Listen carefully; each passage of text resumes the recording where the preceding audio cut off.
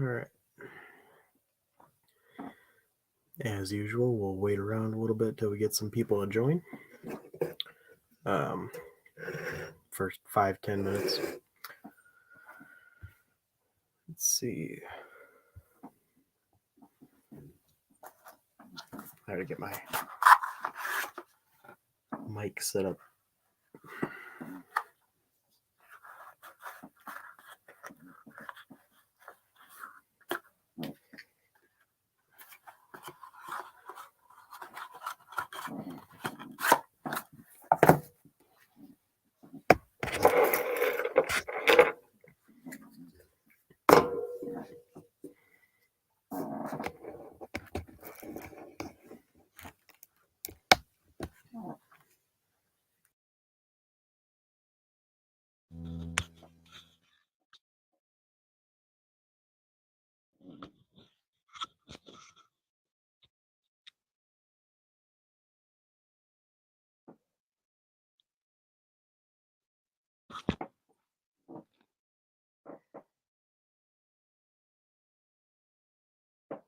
Zero.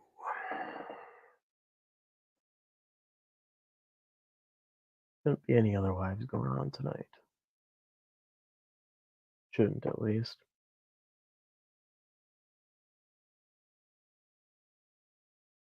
Really shouldn't be anything else going on tonight.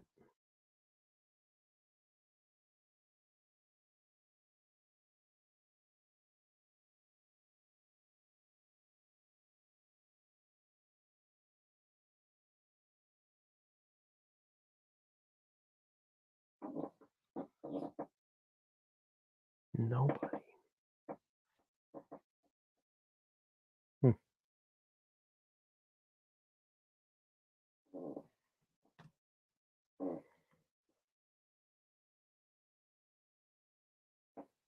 Let's see, get a couple people in here.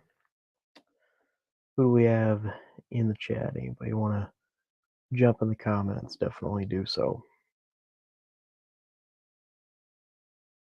And there's a link in the comments for anybody if anybody wants to jump up here, join the stream. And real quick for the couple people in here, can you guys hear me all right? Is the audio good, or at least mostly good? Southern Juju, what's going on, man? Yeah, not much. Just doing Thursday Night Live like we do almost every Thursday. Have been every Thursday for the last like 3 weeks. But hopefully we'll be able to continue, depending on scheduling. Obviously can't really live stream when I'm out of town or anything like that, but whenever I'm home and it's Thursday night and nothing's going on, I'll be here.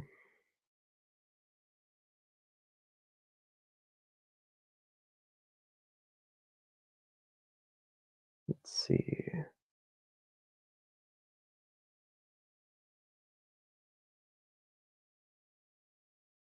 So we're getting a couple people coming. Definitely jump in the comments. Yeah, audio's good. That's good. So I've had mixed audio signals a couple different times, so I got a different microphone, a little wireless thing here, but hopefully that's working good. Assuming that it's actually set up. Plugged it in, should be working. I don't know if it is. But anyways, what's anybody got going on for project stuff wise in the comments, or anything they want to share, anything going on? Definitely let me know if you got anything cool going on, or if you're working on anything or stuff like that.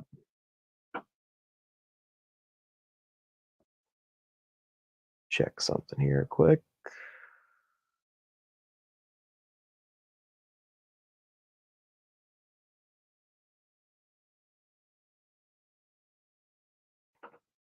All right.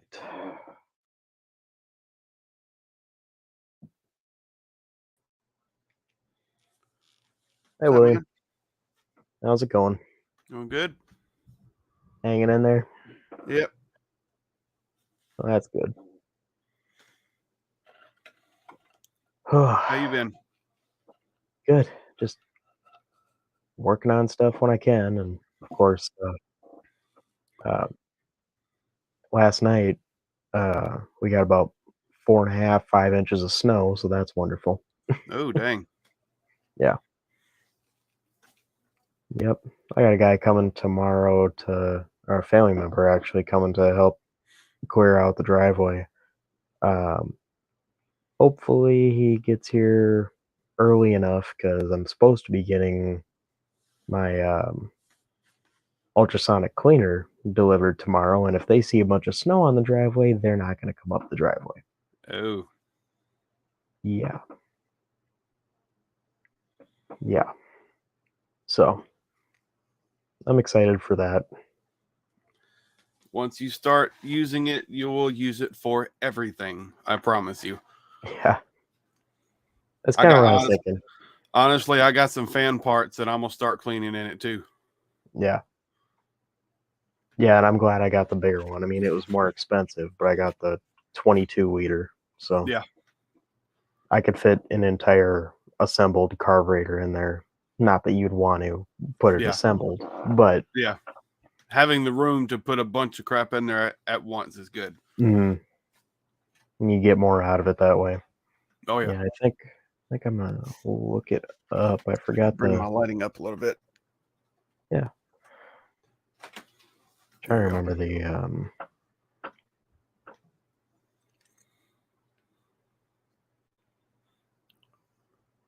and one thing I didn't realize is, they advertise with that the like the baskets and stuff that come with it. Yeah. Um I didn't know that it won't really work from what been told at least. It won't really work if um if you don't put it in the basket. You can't just like set it in there and on the bottom. You can set it in there on the bottom. The only thing that the only thing that really does is cause more wear to the tank itself. Oh yeah, I suppose. Having it in the basket prevents wear against the tank itself. Right. You can put it Not in there without the not basket, vibrating but on it, it's not advised. especially when you're cleaning metal parts, I suppose. Yeah. I'm gonna find the link to where I got this to where I got this one on Amazon. Okay. Yeah. Fine mesh stainless basket Yeah, mine to came put with all it's the tiny, really tiny parts in. Is oh yeah. perfect for carburetor cleaning. I'm gonna find the link for this and put it in the Discord. Yeah, mine came with, I think I'm trying to look at it right now. But mine came with Probably a a tiny little little ball. yeah, ball basket. Yeah, you're gonna want something big. Yeah. This is actually a really big tea infuser. That's all this Hmm. is. I got With the the removable top. yeah. The dimension for the basket is um 4 inches deep, 11 inches or 4 inches like deep into the tank. Yeah. 11 inches like deep on the counter space, and then 18.5 inches long. Hmm. And Plenty big. a typical carburetor, even with the linkage on and everything, is like 9 inches across, like from Yeah. like fender to fender that direction. You are going to love having that large basket, having that large tub to clean stuff in. You are Yeah, going to love that. yeah. I'll be curious to see how things work. Um, did you get that? Did you get that ultrasonic carb cleaner solution I shared in the Discord? I did not. I'm gonna probably order that this weekend. I did an experiment earlier today with just as kind of a base cleaner. I do have some of that simple green, and I was just curious about it. So I did put an Yeah. extra bowl, a bowl that I had because I was wondering if it would hurt the finish at all. and I didn't think it would. But I set a bowl in like just a I set a bowl in a bowl with about 50-50 water and concentrate, which is heavier than I would probably use in the tank, and Yeah. let it sit there for 5, 6 hours, and it didn't hurt it at all. So I don't think that'll be an issue. And So I'll get that carb cleaner stuff probably. I might order some this weekend or maybe next week. I would order it by the Um, gallon. yeah, If you got a tank that big, I would definitely order it by the gallon. It is well worth it. yeah. No, I'm looking forward to getting it and seeing how it does on some stuff. I mean, I got, and that's the nice thing about um obviously that carb cleaner stuff is the best Yeah. stuff for it. But the nice thing is if I can use Simple Grain or something and get decent results, I think that's good for stuff that's like really dirty that I wouldn't want to dirty up like an expensive solution. Yeah. It'd Like almost be good for like a general first parts almost. yeah. Yeah. Yeah. And I'm curious to see what I'm probably gonna have to do is I'm probably gonna have to put a label on the side of the tank because mine's in Celsius. And I Ah. just don't know that. I'm gonna Yeah. have to just put a thing saying, 40 degrees, 50 degrees, 60 degrees, 70 degrees Celsius equals this, whatever. Yeah. Because some stuff you want to run a little warmer, some stuff you don't. I mean, if you're running stuff that's plastic in there, you don't want to be running 175 degrees or something. Well, I haven't. Mine has the capability to go up that high, I believe, but the highest I've run it is probably about 115, Yeah, 110, I'm 115, something like probably that. But 20 or so. if you did have something really, really, really dirty, dirty, grungy that you wanted to put in it, that was mostly metal. Crank that thing all the way up. Yeah. Yeah, I think I'll probably do a video or two on it, depending on I don't know. I think it might be kind of interesting. There it It'd is. be I found the basket I bought is like $21 on Amazon. oh yeah, I will share this link in the Discord. sure. Yeah, I'm looking. Also, if anybody curious, I'll also try to post it in the comments here. Sure. But yeah, Now, I'm looking forward to getting it. I'm just hoping, and I don't know why it would necessarily, but I'm hoping just with I'm probably around about 20-25% simple green and water. I mean 75-80% water. So it'll yeah, be fairly mild. It'll be a test run more than anything else. yeah. But I'm probably gonna run the quick fuel I got in it first. Uh, I'm just hoping that it doesn't damage the finish on it at all, which I don't know why it would, but I don't know. One thing I know that it seems to do really good on just from some videos I watched is a lot of those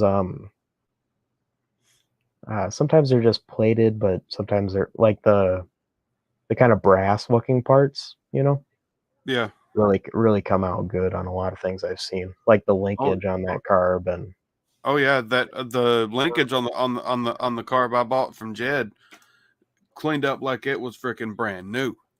yeah, Now it helps if there's no corrosion on it already, right, but it cleaned that stuff up like it was brand new. yeah. Everything. That's If I why I'm wanted kind of to, I could have. excited. Huh? Oh, I was just saying that's why I'm kind of excited to get that quick fuel in because that linkage, it's not corroded or anything, Yeah. but it's tarnished, I guess you could say, Yeah. and it'll be cool to see how that goes. All right. Let me see if I can post this. See if YouTube will let me put it in there. Possibly, I post links in there. Hey, I posted the link to that,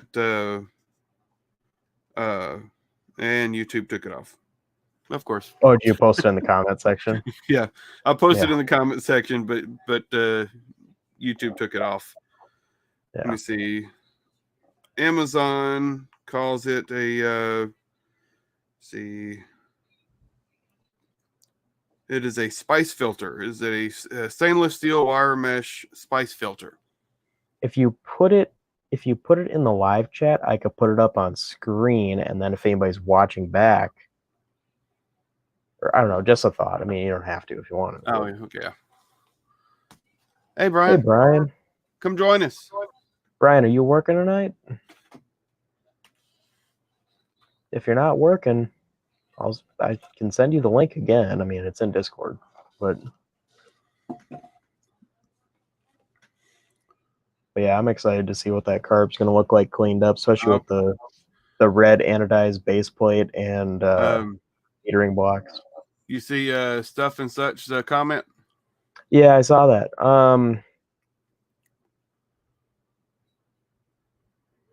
I've not heard that before. I mean, I guess if you were putting it in straight simple green, I guess that would probably do it. But like I said, I did run a test earlier today, and if you leave it for extended period of time, yeah, probably. But with the ultrasonic, it only runs 30-minute cycles, so I mean, you can kind of watch as it goes. Yeah, but if you are in the worried about the finish in the slightest, I would wait until you got that other carburetor solution, because I've used it and never had any problems. He said he ran the full commercial strength. Yeah, that'll do it. Like I said, I'm gonna run. I have a couple of extra bowls and a couple other little pieces, and I'm gonna do a test run before I full commit to it. Because like you said, and like just everything in general, you don't want to kind of jump in both feet forward, and next thing you know, bad reaction, and all the anodizing is gone and it's discolored and dull. Yeah.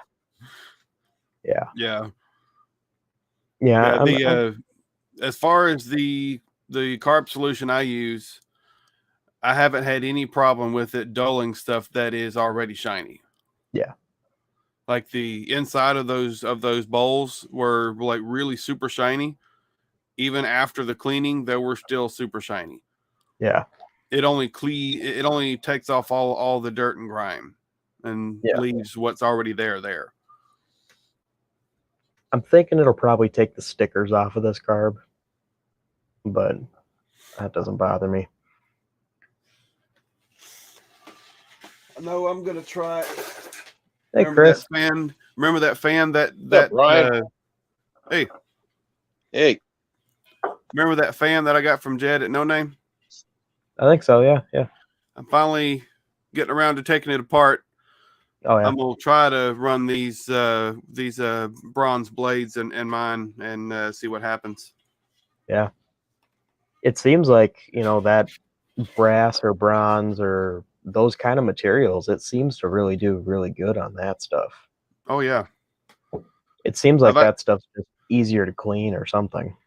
Before I got my big one, I got a Lyman ultrasonic cleaner just to try it out, and I thought because I bought it to clean some of the carburetor off the Cushman, and it was turned out to be too small, but I kept it anyway.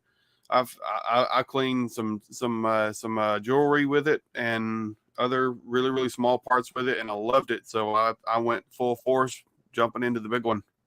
Yeah. How big is your sonic cleaner? I got I think mine's a 10 liter, and okay. I should have gotten the 15 or 20 liter.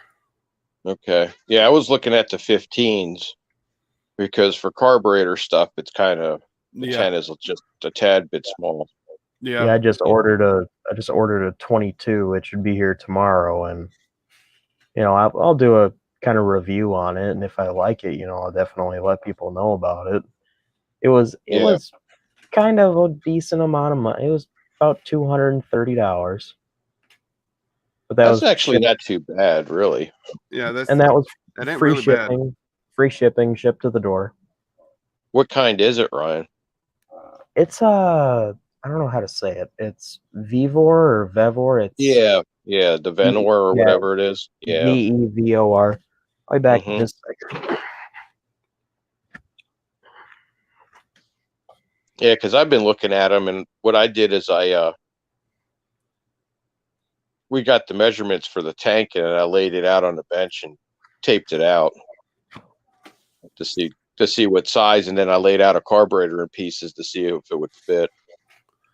This is that bowl that I tested earlier. I mean, you can see the finish on this is still really good. It didn't hurt that at all. Yeah. Oh, What nice. did you use Simple Green or what'd you use? Yeah. I hate it when people put tags on stuff. I don't know if this is factory or something, but somebody put a Fisher carburetors, whatever that is. Whoever that is. Huh. Maybe somebody rebuilt it or something. I don't know. But it's got that kind of gold, and when you put it in the light, it's kind of got that like rainbow shimmer to it. And that's all still good. In my ultrasonic cleaner, I've even run the original air cleaner housing for my Cushman. Had a whole bunch of rust scale on the inside that would have gotten into the motor. Oh, So yeah. I filled up the tub with basically just Dawn and water, and put the air cleaner housing in there, and ran it through. I don't know how many different cycles to try to bust loose all that rust particle, and it worked perfectly. Yeah. I've Also, seen some people put evaporust in them mhm. Oh yeah. Oh yeah. in the ultrasonic cleaners, and that just wipes everything out, I guess. Maybe letting it sit in the evaporust and then turning it on every now and then. Yeah. Well, the evaporust in general is really good stuff. I've used it on a number of things. It actually really works, especially for like bolts and stuff that you can just throw in there, walk away, come back an hour later. There's a channel I love watching his videos. It's Hand Tool Rescue. I think that's I what haven't it seen is. them. I'll have to check Yeah, them I out. think I've watched him before. Yeah. He doesn't really talk in his videos. He just takes stuff apart, and he's got like a banana to scale and all that. Yeah, it's a real good channel, and he has a large 55-gallon drum of that evaporust stuff. I think it's actually sponsored by them too. Yeah, probably. You guys will take pool pumps, and if they're redoing floorboards or whatever, or trying to preserve a floorboard, they'll just actually run get like a fish tank pump, and they'll just pump the stuff over the floorboard and just let it run like that for 24 hours, and it'll just clean all that crap off. They'll put like a catch stand underneath it. Huh. Yeah, guys have made up little contraptions like that to try and clean floors and stuff in cars, without tearing it all apart. Like Survivor cars and stuff like that. Yeah. So. Brian mentioned in the comments that a 30% vinegar solution works good on rust too. When I'm using vinegar to try to take rust off the stuff, I usually get the cleaning strength stuff at Walmart, and I think I'll actually put in some I forget what kind of I think I just put regular table salt in it to increase the acidity on it to get it working good. Yeah, get it all broke up. Yeah. I've not really messed around with vinegar that much, so I guess I can't really say. But I've tried it a few times, and didn't get all that good of luck. Maybe it was just the way I was doing it, but that, and I'm also impatient, and I was probably screwing with it too much. It takes time. Vinegar is not something that works in an hour. Vinegar is something that needs hours to work. Well, I experienced evaporust, and then I tried vinegar. That's backwards. Yeah, I've never tried the evaporust. Well, I haven't either. I would love thought to. about trying it, but the nice thing about that is the evaporust is actually, it's non-toxic, it's corrosive. It doesn't use acidity to get rid of rust. It uses a different process. That's what I like about this carburetor cleaner that I use. It's non-toxic, it's biodegradable, it's non-flammable, it's all friendly, but it is phenomenal. It works great. Yeah. And it's a nice, pretty green color too. Yeah. It's nice to know you can just go dump it in the yard and not have to worry about it. Exactly. Yeah. Just make sure pets aren't around so it can soak into the ground. Yeah. Yeah. Yeah. Don't let animals near antifreeze either. No. Ooh, it smells sweet. Yeah. Not gonna taste very sweet, probably. I don't know. I've been looking into getting a sonic cleaner because most of our carbs we would just give them to a buddy and he would take them into work and sonic clean them, and then the company got rid of the sonic cleaner, so that was the end of that. So, but I mean, it's like awesome what they do to a carburetor. Yes. Oh yeah. Especially with the heat. Mm-hmm.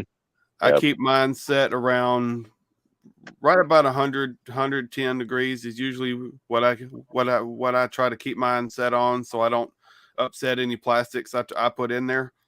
Mm-hmm. But that and that cleaning solution, and I crank it all the way up to a 30-minute cycle, and then just let it run. And by the end of the cycle, it's done. Yeah. And I can use the solution for a fair amount of cycles, but I do change it out. I thought about actually trying to filter it to see if I could filter it every now and then put it back in. Then again, the solution don't really cost that much, so just dump it out, get fresh. Yeah, it's probably just easier. It's probably just easier that way. Yeah, I'll have to experiment with a couple of things, but I just don't want to wreck the finish on anything, especially the older carburetors, the finish like this, the kind of gold. Yeah, but the thing of it is, Ryan, that usually by the time they're old like that, I mean, even with regular carburetor cleaner, you're going to strip some of that off because the gasoline's already taken it off over the years and stuff. Well, you just want to preserve it if you can, though, is all I was getting at. Yeah. Because I got a carburetor I bought this week. It's not even here yet. And of course, for some reason, it got delayed, which is annoying. I got a phone call real quick. I'll be right back. What'd you buy? I bought a 750 double pumper. 750 double pumper. Yep. What are you putting that on? Oh, I'll probably just clean it up, put a couple of gaskets in it, and flip it. I'll just sell it. Yeah. What'd you pick that up for? I got that one. I got a really good deal on that one. I got that one for $150 to the door. That's not bad. Yeah, the double pumpers are just getting really hard to get. They're just and they're expensive. I mean, guys, used carburetors are terrible price wise. Yeah, well, I mean that quick fuel I got behind my computer, I'll probably grab it in a second. That thing, I looked it up just out of curiosity. A brand new 650 double bumper quick fuel is like $700. It's like I picked that one up for 120. I know. New carburetors aren't even worth it. It's not even worth the aggravation. I mean, it's easier just to buy a used one I mean, and you can still find used ones for decent prices. It's just Oh, yeah. hard. They're few and far between. Yeah. You know. Oh yeah, I mean after I put that quick fuel through the sonic cleaner, assuming everything goes well, if I was to throw new gaskets in it and just make sure everything's clean, and if I was to put it on an engine and test it, I could probably get over $400 for it. But I think I want to keep that carburetor as just a good working unit to have on the shelf for whenever a car or something comes in and I need something as a test. Yeah. I think it'll work good as that. I got a Because- 600 Edelbrock that I'm going to hold on to for that exact purpose. Yeah. If I need one, if I need a carburetor just to bolt on to something, just to test something, I got it. Yeah, I got a 600. Yeah, I think it's 600 Edelbrock, 600 or 650 Edelbrock in the barn that I might throw that through the cleaner too. I'm Yeah, tempted, and it's a terrible idea, but it would be fun just to see what it would do. I'm tempted to just throw an entire carburetor in there and not disassemble it, and just see what would happen. I think it would would- eat the gaskets away. It would get the outside really clean, but inside would have pockets of dirty stuff. But I just wonder, out of curiosity, if it would loosen the dirt inside. Like, say, as an example, if I was to throw a Holly in and then take the bowls off after I take it out, I wonder if the bowls would actually be clean or not. Obviously, there'd be sediment in it, but Yeah. it's just Yeah. a curiosity thing. Look at this guy. What's up, man? He's frozen. Yeah, he is. He's like a Bigfoot in the headlights. Yeah. Oh, he's gone. Spinning Yeah, wheel the last time last carburetor I bought, I paid $60 and I bought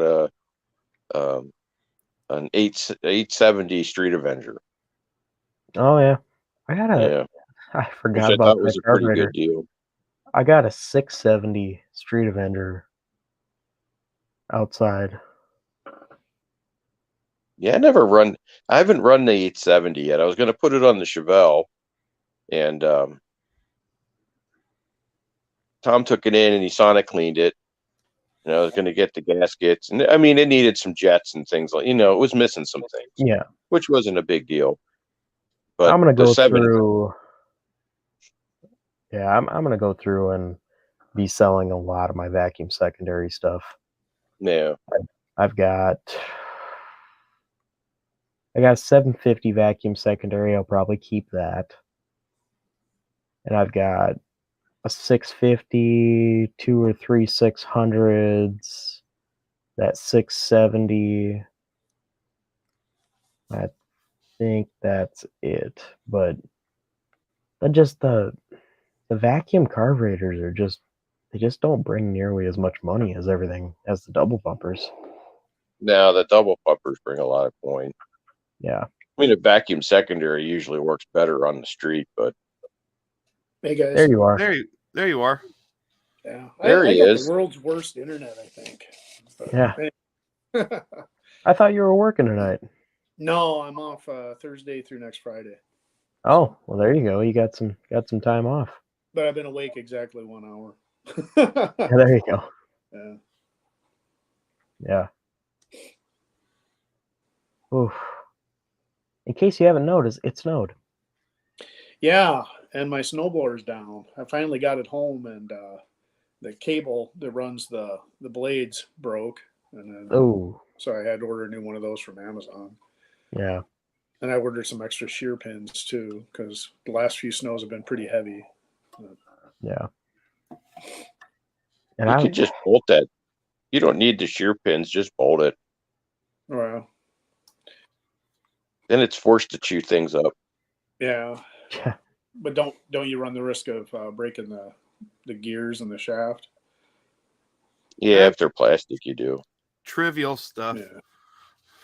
You don't even know I what a went to- snowblower is. Just full send it. Just bolt everything, weld everything solid, and then just full send it.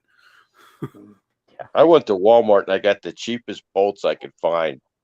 And they're not even a grade. Oh yeah. They're some Chinese things, and I just shoved them in there, and that's what I used. So I figure I they'll think that's probably end what up you call a busting grade anyways. one, right? And Yeah. Mopar Nut's in here. Moper Nut, get in here, man. He says, "Holy crap, a live beast, Bigfoot." Yeah. Trying to see if I can see. Oh, there he goes Yeah, we again. lost Oh, him again. there you go. Nope, there Yeah, you No, go. that I'm was still bad. here. Wait, there you go. I was just looking to see if I could see the chat, but I couldn't. So, Are you on your phone? no, I'm actually on my iPad. Oh, okay. Yeah. So. The mobile devices, for whatever reason, they just No. they just don't want to work. But yeah, we were just talking about ultrasonic cleaning carburetors. Okay, yeah. I just ordered an ultrasonic cleaner. That's going to be here tomorrow. Cool. Not just with I mean- carburetors, but well worth investing in cleaning anything you could fit in it. Yeah. That's what I like to consider. We now have an ultrasonic cleaner. Ryan's There you go. now your new best friend, Mark. Yeah. I love it when my friends get the tools that I want. So, Yeah. speaking of which, yeah, that air compressor is in my garage here. Just I got a way I can kind of load it into my truck. I might be able to bring that out tomorrow or something if you're going to be around, Ryan.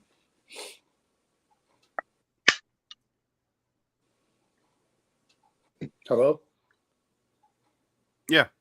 Did I freeze up? I don't know. Did you? I can't hear Ryan, and Ryan's talking. Oh. Yeah, I can't hear Ryan either. No, neither can I. Oh, success. It's our show now. Oh, his microphone died. Welcome to the Bigfoot Show. Glad you guys could join me. Can you guys hear me now? Yeah, Yeah. you muted yourself. I Yeah. thought that was No, my internet. my microphone died. Oh, okay. I got a wireless one. I got all the fancy stuff. Yeah, I was talking And see to what- my engine builder about those 660 center squirters that Jed has, Yeah. and he's like, no. he wants to go with the 750 double pumpers. So Yeah. I could take that one off the Super Bee. yeah. And to make sure that it's good, I can run it through the ultrasonic cleaner. There you go. I mean, it ran fine on the Super Bee. I never even touched the idle Yeah. screws or anything on it. It, for whatever reason, it wouldn't idle. But They you know, just when- look like when I crap. was on That's it the a whole little thing. bit. I've been getting burned lately. I mean, I used to never have problems with stuff, but Yeah. you know, I got some money for Christmas and I had a coupon, so I bought that Pro Tree from Jegs, and Yeah. I swear it was like a returned item or something. You know, I opened it up and there's like newspaper packing in there. Everything's loose. Oh, that, yeah. saw the video. The light bulbs were bubble wrapped, a couple of them were in boxes, but the others were bubble wrapped. And then some of Weird. the electronic components were in Ziploc bags. And I'm Weird. like, Jesus. this is freaking garbage. Someone returned one. They never looked at it. They put it with the others, and then wherever it got shipped from, they shipped me the one that got returned. Well, And I I tried sent them. calling them twice and waited online for 30 minutes and couldn't get a hold of a human being. I mean, if they would have said, "Hey, I haven't hooked it up to even see if it worked," but You should if it have worked- talked to Rob. well, if it worked, I'd be like, "Hey, shoot me some of my money back," you know, because this is obviously a used item, you know. But they pissed me off by no one getting back to me, or I can't get a hold of a human being, so I'm screwed. I'm sending it completely back. You should talk to Rob. I sent your video to Rob, I took and it he down. said, "Yeah, that's a return." Yeah, it was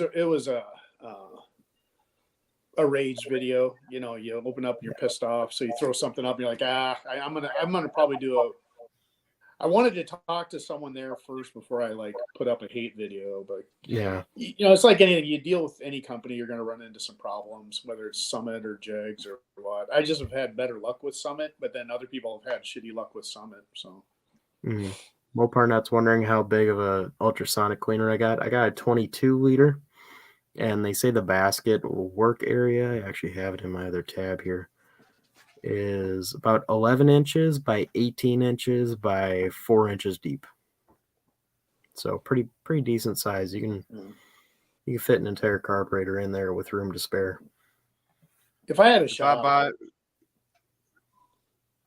if I had like a shop, like definite things I'd want would be like one of those parts cleaning tubs, an ultrasonic cleaner like you talked about, and I'd love to have like a little media blasting cabinet. But because I got that air compressor in my garage, you know, so I'm like the 60-gallon one, and but I just don't have space. By the time we put 3 cars in the garage, it's completely full. Mopar Nut says Bigfoot goes wild, smashing tree lights everywhere. Yeah. Well, what I was thinking with that too was I was going to get like one of those like 3-sided vent tents and put it in there with a couple of like race bucket seats you got off of like Marketplace or something, and take it to No Name Nationals. You know, like kids or people walking around the pits could play with it. You know, but I don't know. Yeah, I don't know. I think my biggest downfall is going to be reaction time. Well, that's what the main reason I got is to work on my reaction time. Yeah, I've never been down a strip, so I don't know. Oh yeah, your reaction time's probably going to be horrible. Well, and it's hard to get. Well, mine's no good either, so trust me. Well, the other thing too is it's hard to get that. You got to know how your car feels launching. Mm-hmm. I mean, it's not just I could take my foot off the brake when the light above the green, the last yellow, as soon as it comes on, I can take my foot off the brake, but it depends on where I've got the RPMs on my tack when I'm foot braking it, when I'm going to launch at. But we're going to wire in a 2-step. I've got that new drive shaft coming. We're going to have 1350 yokes front and back, so I'll be running the trans brake next year. I'm looking forward to seeing how my Charger does going down the track. Mm-hmm. I've never had it down a track anywhere. No matter what the time says, it's going to feel awesome. Oh hell yeah. Definitely. That's the main thing. Definitely. Man. It'll be amazing. You'll feel like it's you're nuts. doing 1,000. Yeah, it's just nice being able to nail it, knowing that nobody's going to pull out in front of you, or you're not going to get arrested, or exactly. And you could just do it over and over and over again, and it gets quite addicting. I got to do some work on the 750 double pumper I got on the Charger right now. It's off idle performance is really fine. It's just off idle that it starts to that it kind of falls a little bit and goes back up. Sounds like it's leaning out. Sounds like it's leaning out. I need to play with the cams a little bit to see if I can get it to probably doesn't have no fuel right off of idle, so I probably need to make sure it gets more fuel right off idle. I just hadn't played with it. You can mess with the squirters too, Will. You can mess with the squirters too. And that helps a lot too sometimes. You'd be surprised how much a squirter will help. Yeah. Depending on the situation. Mopar Nut, I have a 323 gear. And it is automatic. That's the thing I got. Once it gets warm, there's so much crap I want to do. I want to get that 71 Roadrunner. I got to figure out what the heck the clunk in the front end is. And probably need to swap carbs on that because it's got a 750 vacuum secondary that's been sitting for 20 years and it runs okay, but I'm sure once it really has a load on it, it's probably going to be a little bit gummy. But I don't know. after you run the carburetor through an ultrasonic cleaner, Yeah. you want to get some. I use Zoom Spout oil, same stuff I use on my fans. You want to re-lubricate those butterflies and springs and stuff. Yeah, the throttle shafts and stuff. Yeah, because it most likely will be squeaky. Yeah, or sticky. Because it gets rid of everything, even the good stuff. Yes, yes. What I usually do is take everything out of the solution, rinse it off with water really good, and then blow it dry. Yep. Not fun when it's cold outside. No. But that's what I was thinking too, Ryan. If we did want to try to do a dig the truck out video, yeah, that'd be kind of fun, but cold. Yeah. I got the battery out of my wife's 4Runner. It was decent, but it was just kind of weak. So we put a new one in her 4Runner. So I've got that one on my charger right now. So I should have a fully charged battery I can bring with me. Because I don't even think I unhooked that one that was in the truck. So I'm sure it'll probably want to die on us and stuff. But yeah, I'm not sure if you unhooked it or not. I don't remember. I don't think I did. I think I planned on coming back and doing something, but never did. Yeah. So. Yeah. Might need to use 4-wheel drive to get it out of the spot it's in. That's what I thought. It'd be kind of fun to see if it could get through that snow. You know? Well, if there's anything white on the ground, that's an excuse to use 4-wheel drive. Well, it's full-time 4-wheel drive, so. Yeah. Well, just lock the hubs in and let her rip. It doesn't have the locking hubs. It just has, the transfer case. Oh, yeah, but you got high and low and stuff in it. Yeah. Like you got high range and low range. Yeah, it's stuff her in low range and put her in first, and it's really not got that much snow in front of it because my trailer is right in front of it. But that's not any too big deal to move or anything. It's just And I'm having my dad's uncle, my great uncle. He's coming out tomorrow. Tomorrow, probably middle of the day, with his front end loader, and he's going to push a lot of snow out of the way for us because we've been having our neighbor with a skid loader move stuff around, and he does a decent job and he helps out, but he kind of just does the bare minimum and then leaves, So there's a lot of stuff that's kind of buried. Like I want to, as much as, it's stereotypical, oh, you're just trying to get views by doing this, but I want to do a cold start video on the Roadrunner. I bet it would start. People usually like cold start videos. Yeah. I did several years ago. I don't even know if I have the video up anymore, but I called it a Minnesota cold start. And I showed my garage door opening, and there was probably about like 6 inches of snow. And then I moved over, and I started my snow blower. So that's funny. Minnesota cold start. You guys trying to start your cars in 60-degree weather, calling it a cold start, Yeah. I know I had fun making that cold start everything video I did. Yeah. I know the blue 69 Roadrunner would probably start. I kind of doubt the orange 71 would start though. Just because it's, I don't know. I mean, it's a good car and everything, but it's always just, for whatever reason, the fuel evaporates out of the lines and out of the carb after sitting for a day. I mean, it just drains itself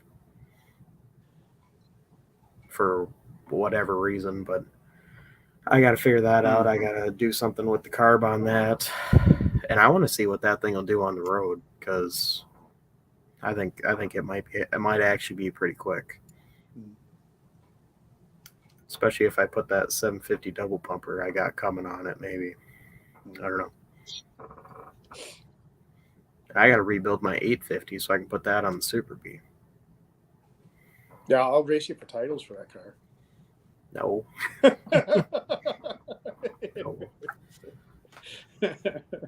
There's just so many things to do, and I just don't even know where to start. No. I don't know what I'm going to do when I'm coming home with the jack pine and the satellite. I don't know where I'm going to park all this crap. Yeah. I I'm gotta like in a video purgatory, man. I just got nothing. I've been cranking some out. I'm waiting on Jeff to get his son's black Duster out of his garage so we can start on the 63, and then I'll actually get some hands-on stuff. Yeah. And Gary still hasn't got all my parts balanced for my other engine, so when I go out to see him, I don't have anything to show either. And then I'm like, dang it. But yeah, I was thinking, Ryan, this week I'd definitely like to try to at least do like a truck thing, and then kind of see about that 440.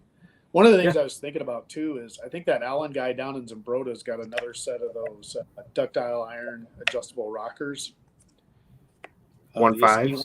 Yeah, the Iskies. Yeah. And that's what's on the Super V. Well, yeah, and then talking to your dyno guy and like, hey, we'll put the cam and the intake and everything on, but maybe change the valve springs for me and adjust the rockers and then dyno it.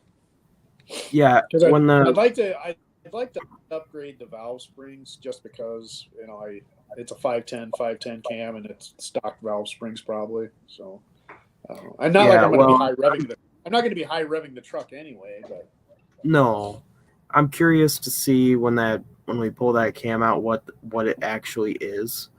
I think it's just the stock cam, and that unfortunately that cam is pretty well wiped. Yeah. I mean the cam's actually probably okay. The lifters are just not great. But I mean we'll go through and we can check a couple of things. When we pull it out, just make sure the cam bearings are good for a new cam to go in, which we got all that. So that shouldn't be an issue. And to show you what kind of a novice I am, hey Chris, much like I bought a timing chain for that 440. And there's like a 3-bolt versus a 1-bolt. Yeah. Mm-hmm. And it depends on your cam, which one you get. Yeah. I think it depends on what the cam has. I can go look at the cam. I think you can use. It'll either have. I already bought a 3-bolt. 3 bolts or 1 bolt. The one I bought. And you can use vice versa. It doesn't matter. Okay. Yeah, I think it just has to match your cam. Yeah. Well, no, it's the 3-bolt is 3 in a triangle pattern. As if you're but I mean circle, it'll have one here, here, and here. Versus the 1-bolt will just have one in the middle. Yeah, but you can use the 1-bolt. Let's say you got an engine with a 3-bolt, and your cam's a 1-bolt. You know what I mean? You can use that cam and that engine. You just got to get the right timing chain for it. You can use it one way. You can't really reverse it, though. No, but I mean, right. Yeah, but if the engine has a 3-bolt in it, and you take it out and you put a 1-bolt cam in it, you just got to get the 1-bolt timing set. Yeah. Right. Yeah. We're on the same page. But I've got the 3-bolt timing set, so I don't know. I would think that if it was a healthier cam, it should have been probably a 3-bolt, right? Well, my 540 lift cam is just a 1-bolt. Yeah, some of the high performance ones were 1-bolts. I can go out in the garage tomorrow morning and check, and I'll let you know. Right. I mean, if it's a 1-bolt, then you just buy a 1-bolt set or something, But and it's not bad to have an extra set around because I'm sure, not that it would need it anytime soon, but I'm sure the jack bine's a 3-bolt. And then I'll ask Gary on the other engine if he's already bought that or not. Oh yeah. I know because I know my buddy's 383 Magnum. That was a 1-bolt. Yeah, and I think Mike's 440 was a 1-bolt also. So the mild Urson cam I got in the 383 and my old truck is a 1-bolt. And the Comp Cam's Nostalgia Plus cam I got in the 440 in my Charger is a 1-bolt. Okay. Yeah, like I say, I can check that, and then you can order accordingly if you needed to. So, Mm. and it just depends. Well, like usual, I just went ahead and bought parts. You threw Yeah, the it's one of dart those at the things like- board. Yeah. You know, at work, sometimes when it slows down, I start looking at parts and I buy them. So then it's like I'm not anywhere near where I need to be to figure out what I need. So, Hey, at least you're not working tonight and dealing with a bunch of car crashes and stuff like that, yeah. going through the hospital. The last couple of nights, pretty much like, you know, we've got 40 rooms in the department and we're boarding 35 people. So there's like 50 in the lobby, and then we got nowhere to put them because all the rooms are full because the Yeah. hospital's full. So it just, I mean, it just I wears you bet down. I'm ready for I bet 8 days off. yeah, I bet they were pretty you- busy today. There's a lot of accidents on the roads today. It was bad. Yeah. Are you a trauma center, Mark? No, Are you guys we're a stroke and heart center. Okay. So like, because to be a trauma center, you have to have like a vascular surgical team that's on call 24 hours, and like you have to have the support areas that are there. We've got the like the neurology group, and you know, for the stroke, and then we've got the cardiac, 24-hour cath lab type thing. So Yeah. The hospital my wife We works at, go the to- trauma center. and we're in the ritzy part of Minneapolis, and there's a lot of like high-end like nursing homes and stuff. So we call ourselves the geriatric trauma center.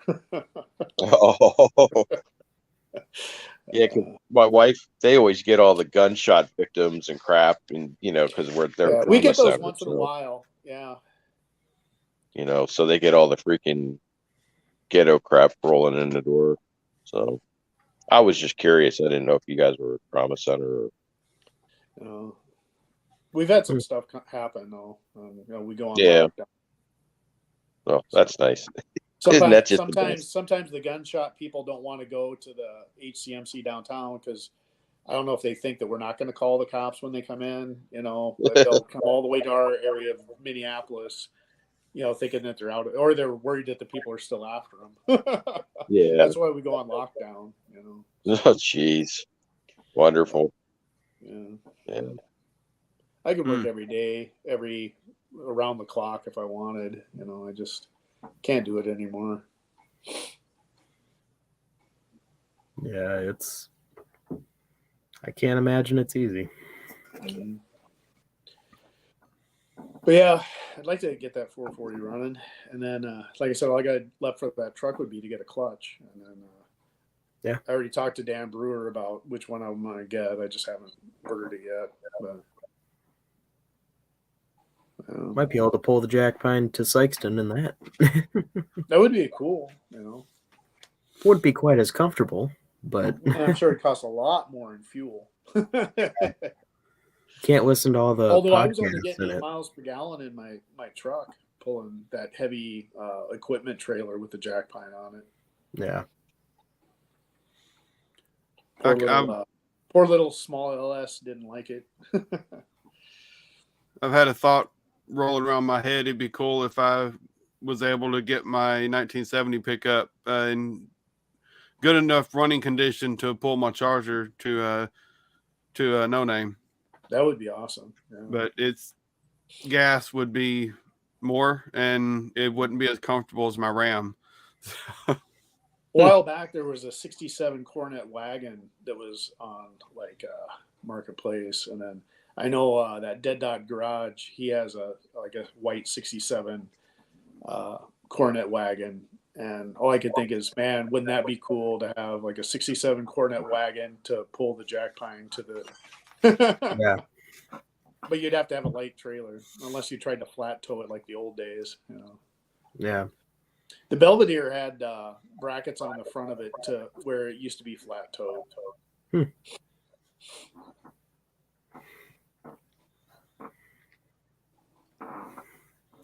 My Charger actually had a trailer hitch on the back of the frame when I was first starting to mess with it.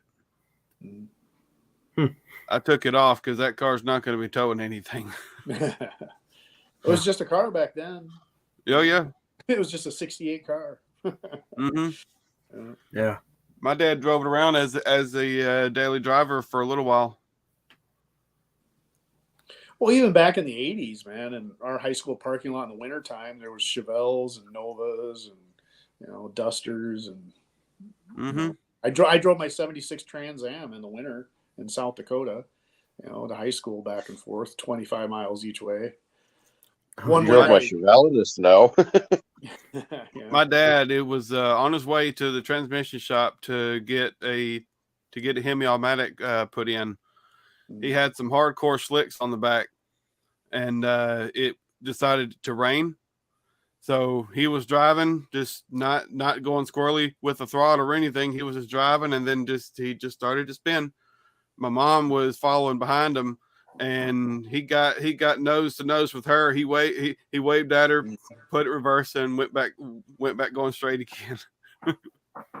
Oh man, I lived in the ditch in like my teens. My Trans Am, I got it down. I spent all summer smoking my tires, and my dad told me he wasn't going to buy me new tires. It was up to me. So when winter hit, I had bald 60s on the back of my Trans Am, and I'd be driving in the snow. I got to where I didn't even panic when the back end started sliding. I would just shift it into neutral, and I would just, steer away from the way the back end was going. And, my heart rate didn't even go up or anything. I'm like, well, I'm either going to go in the ditch or I'm not, Yeah. Yeah, I don't know. That's why, I was thinking, I think I mentioned it in my last video, or maybe the one before that, when I was looking at, stripping the engine bay on the Belvedere and stuff. And I was looking at the wiper motor on the firewall and stuff, and I was looking at the pivots through the cowl and stuff, and I'm thinking to myself, I'm like, do I really want to take that off? I know I'm going to need it if I take it off. Yeah. Because I still do want to drive the car on the street. But I guess a tunnel ram in the rain is a bad idea also. But I had a bug catcher on the Charger. I think I drove it in the rain maybe once or twice, and I didn't really have any issues with it. Yeah. Yeah, I don't know what to run on the top of the Belvedere. I mean, part of me says velocity stacks. My dad wants a bug catcher on it. Those bug catchers are getting harder to find, though. I don't like the bug catchers. That's like too pro stockish 80s type crap. I'd sooner see the velocity stacks. Yeah, I think that would suit the car better, but I don't know. I think the velocity stack probably the better way to go. But the problem with the hang out the window with a towel, Ryan. Yeah, don't need windshield wipers. Just hang out the window. Just take the wiper motor off and tie some string to it and just go back and forth. Well, if your car is fast enough, you don't need to worry about it. Yeah, you just run some rain up, and just let it blow right off. Yeah. I don't know. We'll see. But I just gotta finish. Well, like I said, with the tunnel ram sticking through the hood, you're probably not going to be driving it out in weather. It's not going to be like a rainy day at home, and you're going to be like, I think I'm going to go get a pizza or something, and like hop in your tunnel ram Belvedere. My satellite had windshield wipers. They were the 2-speed, and they sucked. But that car had 3-speed. And the heater and defroster never worked on that car. And so there are times where the windows would frog up, and it must have had some like rust in the cowl or something, because whenever it would rain, water would kind of pour from behind the dash onto the passenger floor. So I never really drove that car in the rain. Heater core's been out in my Charger for probably 6 or 8 years. I've had it bypassed the whole time. Yeah, I'm not even putting the heater box back in the Belvedere. Yeah. I'm gonna just get some grommets or something to put in the 2 or 3 holes that are in the firewall right there. That's what the Jackpine has. It has I was thinking the wiper things has little pop things and where the wiper. Saw that. And then they've got an aluminum piece over where the radiator was, or the windshield wiper motor was. Yeah. It's even got their name on it. I think Yeah, I it's like saw that. Yeah. BB Racing or something like that on there, which is cool. Yeah. Yeah, I don't know. We'll see what happens. But yeah, maybe I'll make a cold start video and make $5 on YouTube. Nice. Yeah. Well, I got monetized now, so we'll That's see. So now every time I watch one of your videos, I got to skip a commercial. I do YouTube Premium, so I never watch anybody's commercials. I get YouTube Premium too. I love it.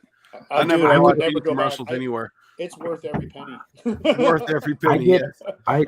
I looked into that because it showed me a bunch of stuff about monetizing whatever when I got through the process, and it says basically if a person with YouTube Premium watches your videos, that is equal to a person like basically clicking on all the ads of the videos.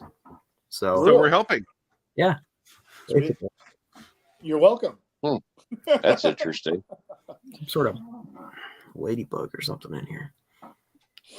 Yeah. Oh, yeah. I was looking. So through Ryan's that going to be the night. Ryan's the next Vice Grip Garage. No. No. Hey, if A lot I of make my a couple, videos have copyrighted music on it, so there Yeah. might be ads on my videos that I don't even know, but it's not me. It's the companies that own the rights to the music that I use. Yeah. Here's some shit. I clicked on one of my videos one day and an ad came up. What? I'm like,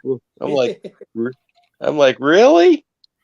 Well, that's some bullshit, you know? yeah, I was surprised because once you meet the qualification for the monetizing, then you go through, do a couple of things, and then it basically says, oh yeah, well, it might take up to a month for us to finish processing and looking through your videos, making sure you don't go against policy.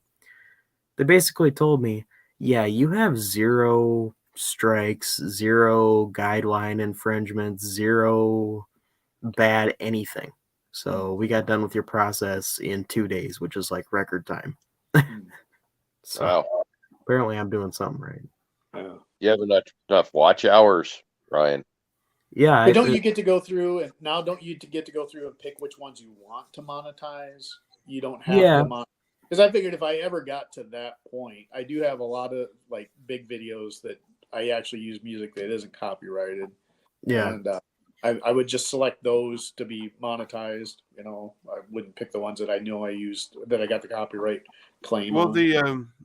if you do use any copyrighted music, right away that video is not eligible for not eligible for the monetization. Yeah. But you can go through probably once you meet qualifications, you can go through and pick which ones you want to monetize. Yeah. I just clicked select all on mine because none of my stuff's copyrighted.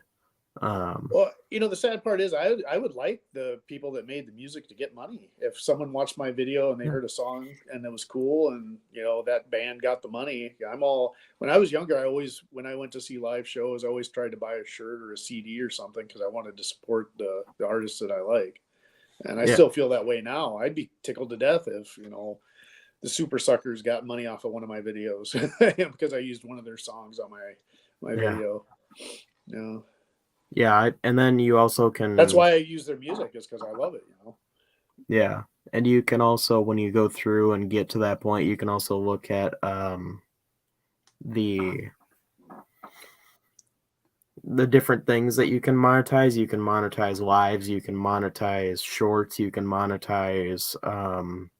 As of February, monetizing. Yeah, I heard February shorts are getting updated. Which hopefully they actually do something with, because as of right now, shorts are nothing but a waste of time, really, because they don't do anything for your channel at all. That's all I got right now is shorts, though, because I'm in a drought. I got no content. So But it just doesn't do anything for watch hours or monetizing at this time or anything. Well, it showed up on my thing where they're going to start counting it toward watch hours, or because you have to have like 1 million or something. Like, Yeah, you have to have 10 million within 90 days to get monetized, or That's crazy, man. or 4,000 watch hours within 365. Oh, whichever one of those two. Yeah, determine. You don't have to have them figured both. it out. Because I was like, It- shit, if you have to have them both, yeah. I'll never ever get there and stuff. It's one or the other. And it's not, I figured out the way I interpreted it as, okay, here's the thing you have to do for regular form videos, here's the thing you have to do for shorts. Yeah. No, it's just one or the other. You get the shorts achievement, you get both. You get the long form achievement, you get both. So Well, most of my videos are only like 1 minute to 2 minutes long. it doesn't really help your watch time.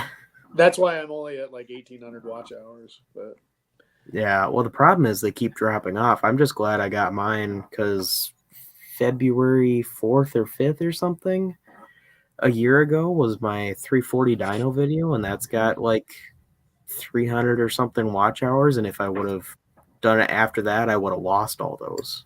man, my channel is more of a placeholder channel anyway, you know, just so I can hang out with the cool YouTubers, you know. Well, I didn't know that I was ever gonna actually make it to this. Not that it's really that much of an accomplishment, but I made my personal goal. My goal was to get 1,000 subscribers without ever asking for a subscription. And I've never asked for a subscription for myself. I've only like in community posts, like shouted out channels that I think are cool. So, but like I said, I got nothing really to contribute to the car community. You know, I'm more of just an enthusiast, you know. well, you got good stuff though. I like making videos is the thing. I kind of like the photography part of it. And I don't know if anyone's ever noticed, but I do actually try to time certain beats of the music that I'm using. Yeah. Parts of my video and transitions. And some of the songs actually have something to do with what's going on in the video. But that's just my own kind of nerdy shit that I do.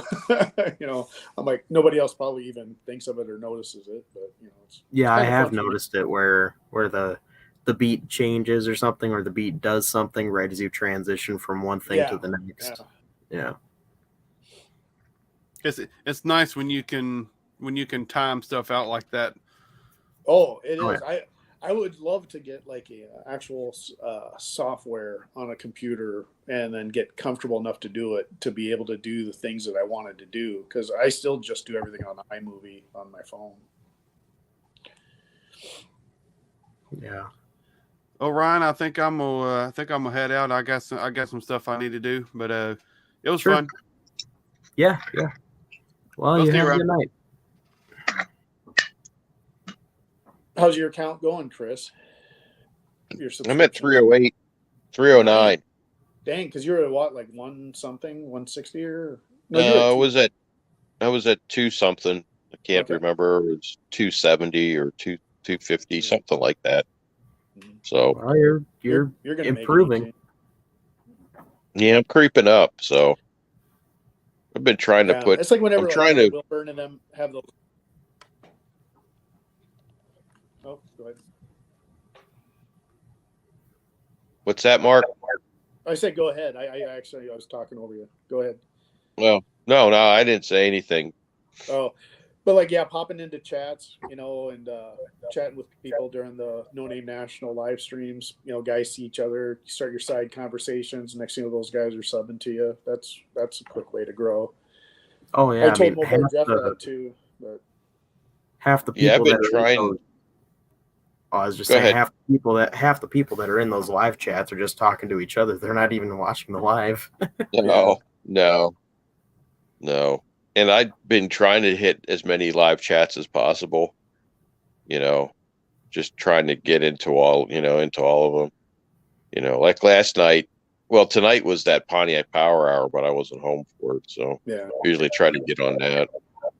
That interests me because I love Pontiacs, man.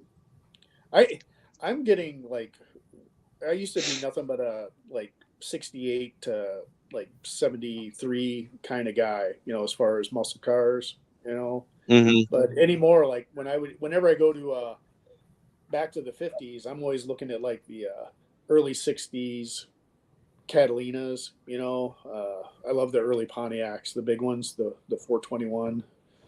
Oh yeah, they're cool. Oh man, they are. I They're love just them. stylish. I'm Yeah, so they're tickled nice. to I death. like I have the. a. I'm tickled to I death. I have love a the car I Grand can take it Prix. back to the 50s now because it's a 63. So. Oh So yeah, because you'll fit now into that. I can hit every big car show in Minneapolis now. I could do Mopars in the park. I can do back to the 50s, and I can do Street Machine Nationals. So Cool. Yeah, it's cool that you got the jack pine registered for Mopars in the Park. yeah. Do they have the dates official yet or no? Yeah, it was on the site. I think it's always like the first weekend of June, pretty much. Yeah, it's the first weekend in June almost always, but sometimes they have to change it up. Yeah. Um, I'd have to look yeah, at my it's weird. registration. I thought didn't they get an had it email. right. They'll probably be sending emails out February or March for swappers. So Mopar Jeff and his buddies, the A-body guys, always kind of rent out a big section too. And they said, like to let you know if you guys all wanted to try to rent like a big section together, but you like your spot. You've had that 2 years in a row, right? Yeah, the first year we were, lack of a better way to explain it, we were like across the street from where we were, but we're probably gonna stick in the same spots. We'll probably have the same amount of spots, probably 6. Thanks, smoking wrenches. Yeah, I don't know. I mean, we just have to see what's going on. I don't even know what the heck we're bringing for cars or how many cars we're bringing. You're gonna bring actually whole cars? Yeah, not necessarily to sell. Well, maybe, but to have. Well, if we get the chassis work, by the end, it's getting close to the end of this month, or at least February, we're going to get the 63 in there. If we get the chassis work and everything all done on it, I'd like to bring it out on a trailer, and see, Oh yeah, just so people could see it, But we could always take the 440. You could always take the 440 you're going to put in the truck and put it in the Belvedere for the time being. Yeah. Good. I've got that other 727 sitting in my garage with the reverse manual valve body, the one we took out of the jack pine. That would, I've even got that way it's mobile until your other engine's done. Yeah. What kind of converter did that have in it? The jack pine? Yeah. That blue one I think was like a 3500. Yeah. I've got a stock converter, then I got that mystery blue one that's probably around like a 3500 stall, and then those are the only 2 I have. Yeah. Mystery converter. Are you gonna run one of the? It's blue. Do you remember which company was blue? Didn't B&M used to be blue? Yeah, B&M used to be blue. Yeah. There's no numbers on it anywhere, of course, so it's kind of like. But he was running 11. He was running 1140s with it, and he thought it was like a 3500 to 4000 stall. I never drove it, so I don't know what it felt like. Mm-hmm. What do you think you're gonna end up putting in the Belvedere? This time I'm, so the converter that my guy built me is an awesome converter, and it's kind of a cool. It goes against everything that like Mopar Jeff likes in the converter. It doesn't. It doesn't have the. It's spragless, which some guys, like that because it hits hard, when you take off. This one still will, but it's more of a back end converter. It's supposed to not have hardly any drop in shifting as you go down the track, and I think it kind of locks up more toward the end of the track. Since the car's a quarter-mile car, I talked to Mike Ivan for a while, and I'm like, I'll give that a try. because it's something different, So the Belvedere is going to be kind of the opposite of the Jack Pine. The Jack Pine's, quarter mile car, super stock spring, and it's more of a. Anyway, we're going to put Caltrax on the Belvedere. I'm going to run radials instead of slicks, and I'm going to use like just a regular type stall converter. I'll probably go with Mike Ivan again. Have him spec out when we get the engine to the dyno, like a 9-inch converter for it. The one that's in there is like an 8, So we're probably run I want a little bit more of a streetable converter. The one in Jack Pine's not really streetable. Yeah. It would just overheat, Yeah, I mean, let me know if I don't know what I'm doing for a converter. I have one, but I don't know what it is. Yeah, that blue one would probably be a nice converter for what you're putting together. Yeah, that's kind of what I was thinking. Yeah, I don't know. We'll see. But you're going to be running 456s. Yeah. That's my with a blower motor that's going to be making heaps of torque right off the bat. I mean, I'm like, do I want because I've got that 430 742 in my garage, the Sure Grip, but that'll probably not live very long behind that combination. I mean, the engine's only going to be between 6 to 675 horsepower probably. It's not going to be a full race blown motor. It's just going to be kind of hot rod blown motor. And I'm trying to figure out what gears. The boosted guys always run like 323s and shit like that because the way turbos work and it builds at the end. But I'm like, if I put a rear end in the Belvedere, I want it to be set up to be a pretty killer 8th mile car. So it's one of those things where do I want 456s? It's hard to balance both. It's hard to balance something that you want to have on the street once in a while and something that you want to have on the track too. It's just I mean, I wouldn't I got a way to get into Minneapolis where I could just hop on, the highway for a little, just a short jaunt just to get into Bloomington. So then I could just take back streets all the way to the state fairgrounds. So I wouldn't be trying to drive a car with steep gears. I wouldn't be trying to drive that down the interstate because I could tell the difference when I put those 373s in the Satellite. I could definitely tell, even with 28-inch tall tires, when I drove it from my house up to Stillwater, it was like, boy, that is a difference, Oh yeah. I like DRC Racing Garage says size of tire plays into the gear you run as well. It's a 29-inch. It's a 29-inch tall, so that cuts it down. Yeah. Yeah. Because the Jack Pine's running a 29-inch tall tire too, and it's 430, so that's probably more like a 410 or a 391.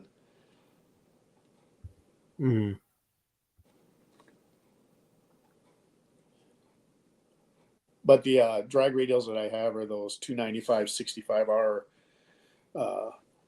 15s, and those are 29 tall too.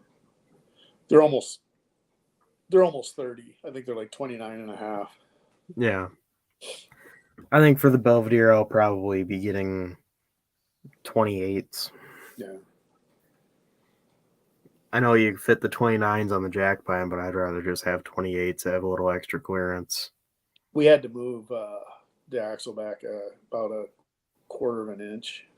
And if I run the 28s, I might be able to run the 28 10.5 class. Those guys were just afraid of my car. That's why they made that class. Yeah. They did some research. Hey, Bigfoot's running 29s. I got a widow bitty itty 9-inch slick. Why won't they let me run with those 10.5-inch wide guys? Yeah. It's because it's 29 inches tall. I won't be able to fit 10.5 wide under the car by any means. Maybe 10.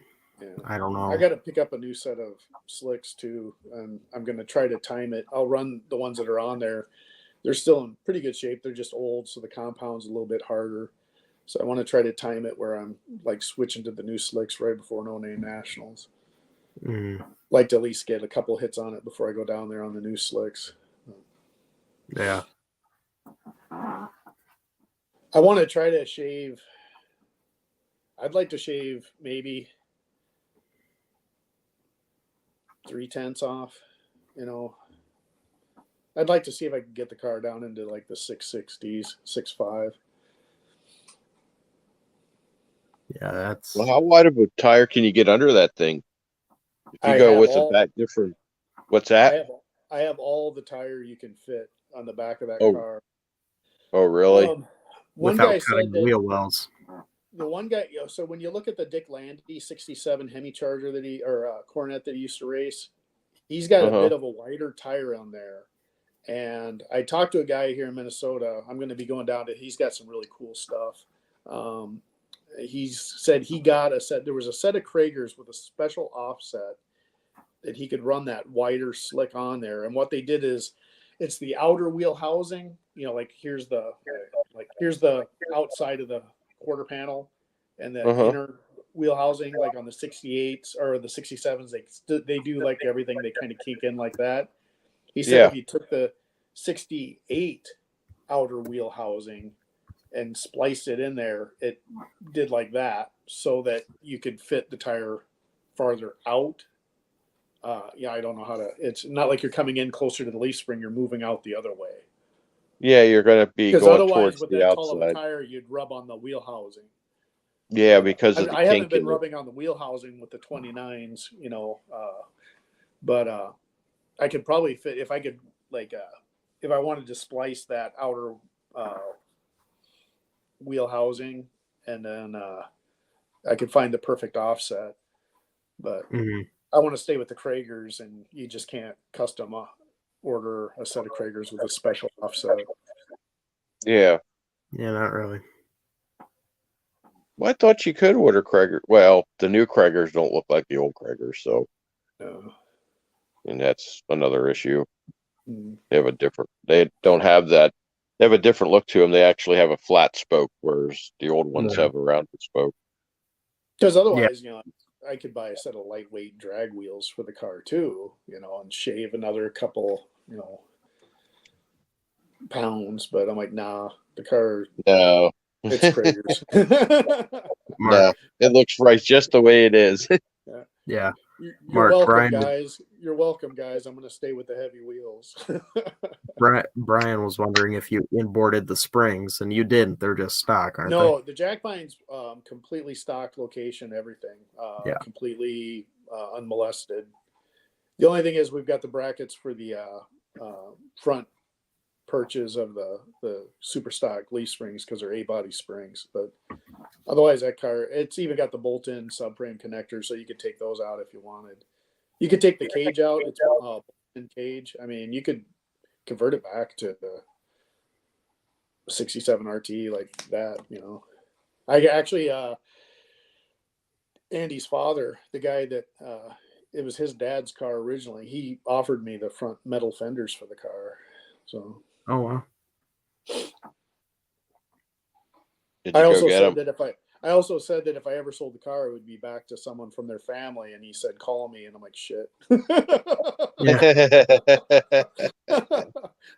Like, well, I didn't say I was going to sell it. I just said I would. If I was going to sell it, it would be they would always get first choice because I respect, you know, the family. You know. But I'd like to just hang out with him, bullshit, and have him tell me stories and stuff. He's probably got more pictures of the car and stuff. So I'm going to reach out to him. I just been working a lot. I'd love to do. Yeah, you should grab the fenders though. Yeah, and I'd love to do like a total history of the car. I've kind of done like little tribute things that I have with what minimal stuff I've got, but you know, it would be nice to do a deep dive on the car's history.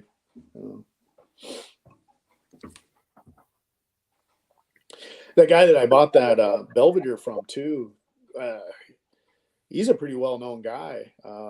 Like other people that I've talked to, like, oh yeah, I know that guy. He's been around for years. He was like a 3-time champion in the nostalgic super stocks. Yeah. I'm hoping to go to a race out in Indianapolis with him this year. He's going to take his Max Wedge 63. Yeah. That car is perfect. Oh my god! Yeah, I couldn't see the whole car because it was in his trailer, but that was that red one in one of my videos. Yeah. And it's got like a 500 cubic inch stroker that's made to look like a Max Wedge,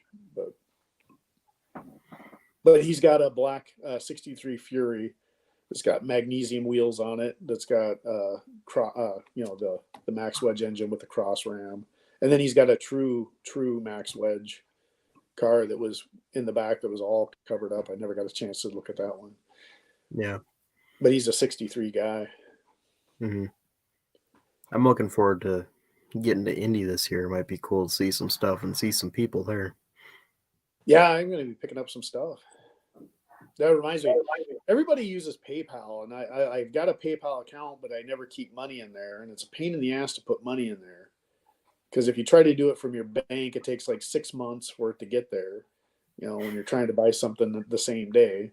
So you got to sell something. I figured I got to go to Walmart and take cash and put in there. And then I can go to Sled City and order my fiberglass bumpers. I think I'm just going to get the front. I think I'm going to put the metal bumper back on the back. The Jack Pine has its metal bumper on the back. I've got a good front bumper. I just, anything I can take off a weight. Yeah. But those are light cars compared to like regular B bodies. I think from the factory fully loaded, they were like 3,300 pounds. Whereas like the 67s were like more like 30. Oh, the early ones. Yeah. I was about to say a 67 RT or GTX was about 3650. 3650 to 3700, depending on, power steering and stuff like that. So I think I can get that one down to like 3,200 pounds, maybe 33. Yeah, you should. But those steel wheels that I'm running on the back, those things weigh 1,000 pounds. And all that chrome trim and stuff. On what? Does that have any side trim on that one or no? No. They actually deleted it too. The only chrome trim I'm going to have is the drip rail and around the windows. And then the grill and tail light.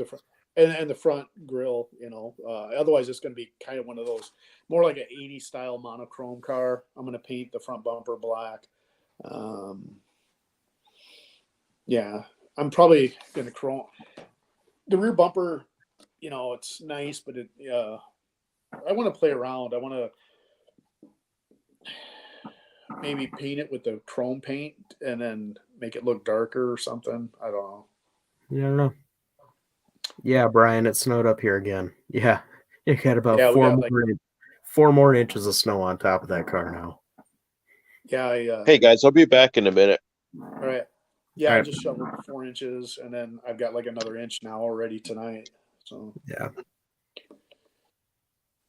it's. Hey Ryan, or not Ryan, Brian.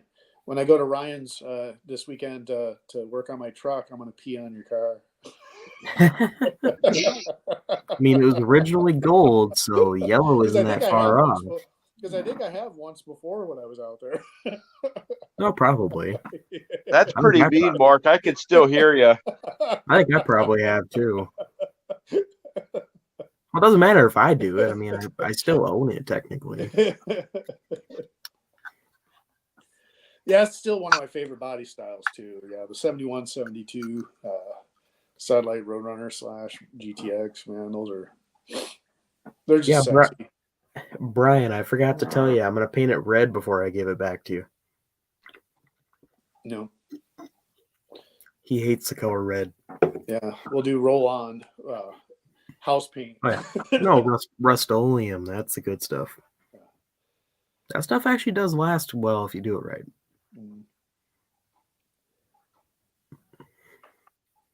I don't know, it just depends. But I'd like to, depending on what I get done, this weekend I should have the battery tray area on the Belvedere done. You gonna run the battery in the front on that thing? Yeah. I don't want to screw around with a kill switch or any of the external stuff. I just don't want to screw with it. I know it's better, but Brian says he'll pee in my sleeping bag at No Name. I don't know which one he's talking to. He said I'll pee in your sleeping bag. I'm kidding, Brian. I would never do that to another car guy. I'm not. Now Ryan's cats, on the other hand, they probably get in there. They're not even outside, but yeah. Yeah. There's a wildcat around here that probably has gotten in there once or twice. Well, not really. There's no way to get in there. There's no any way to get in that car, actually. Well, you still have your 71 and waiting out for that shop. Yeah. That car. Yeah, that car. And that's all I have to say about that. That car might be something someday. Yeah, it could. It looks. I got a lot of other crap to do first, though. The problem is, the more I look at that car, the more I realize how much I have to replace on it. Yeah. I was a little surprised by the 63 because, the guy fiberglassed the inside of the floor pans. So I was like, oh man, the floors are perfect. And then, but he kept telling me all along, he's like, I'm sending you all these floor pans because it needs new floor pans. I'm like, this guy's crazy. Yeah. But, yeah, Brian, there's no rust in the floors of that car. No rust in the floors, no rust in the trunk. Oh, your Belvedere. Yeah. Yeah. That thing looked good. Well, his satellite. Oh, Brian's? Yeah, the gold car, yeah. Oh, wow. That's good. Man, that 71 satellite I had that started the whole thing for me. The reason I wound up buying it, it was missing the whole front clip and passenger door and all the interior because a guy bought it to part it out to restore GTX. But at the time I was wanting to get back into muscle cars, and everything I looked at up here in Minneapolis had rust. And I go and look inside the storage shed, and here's this car, and the floor pans are perfect. Everything's perfect. It barely had any rust on the quarter panels, but it was missing the entire front clip. And I'm like, oh, I'll just call AMD and order everything. I just can't wait for Brian to start work. Not Brian. Jeez, I was just talking to Brian. Adam, start working on the purple. Oh yeah, that's gonna be so cool. That car met the perfect guy. Yeah, I'm so glad that I put 2 and 2 together on that one. I mean, by all means, it was unfortunate that Jim Bennett passed away and all that, but the car sure did find the right place to go. I mean, he even cares about that Duster he's building. Yeah. A-body guys are confusing. I don't know what they. I almost, when I was 14 or 15, I almost bought a 74 Duster. It was at a friend of ours, we had horses, they had horses, and it was out by one of their barns. It had a dented in rear quarter panel. It was like B5 blue, I think, with the white, I call them halo tops. I don't know what they're called, like the half vinyl top. Canopy top. And, yeah. And it was a 6-cylinder car, and they'd put a 318 in it. Ooh, big and upgrade. He wanted $400 for it. Yeah, anyway. But then he owed his landlord rent, so he gave that to his landlord's son instead. And I was pissed because I had just saved up the $400. Yeah. So then I wound up buying a 1973 Firebird Esprit with a 400 turbo 400, black with red interior. Yeah. That car was a column shift too, which was rare because a lot of those always had the console or the shift on the floor. It was a bench seat, no console, column shift. Interesting. I'm going to get another one of them again, but that or a GTO someday. But Bigfoots and Pontiacs. Yeah. You and your Pontiacs. Watching Mika, I don't know what the heck it was, but there was a a GTO. I don't remember what was so insanely crazy or special about it, but it went for $1 million. Wow. Gary's like, that's building ballpark money. Gary's building a blown Pontiac 400 for a 64 GTO gasser that a guy is building. It's gonna be pretty cool.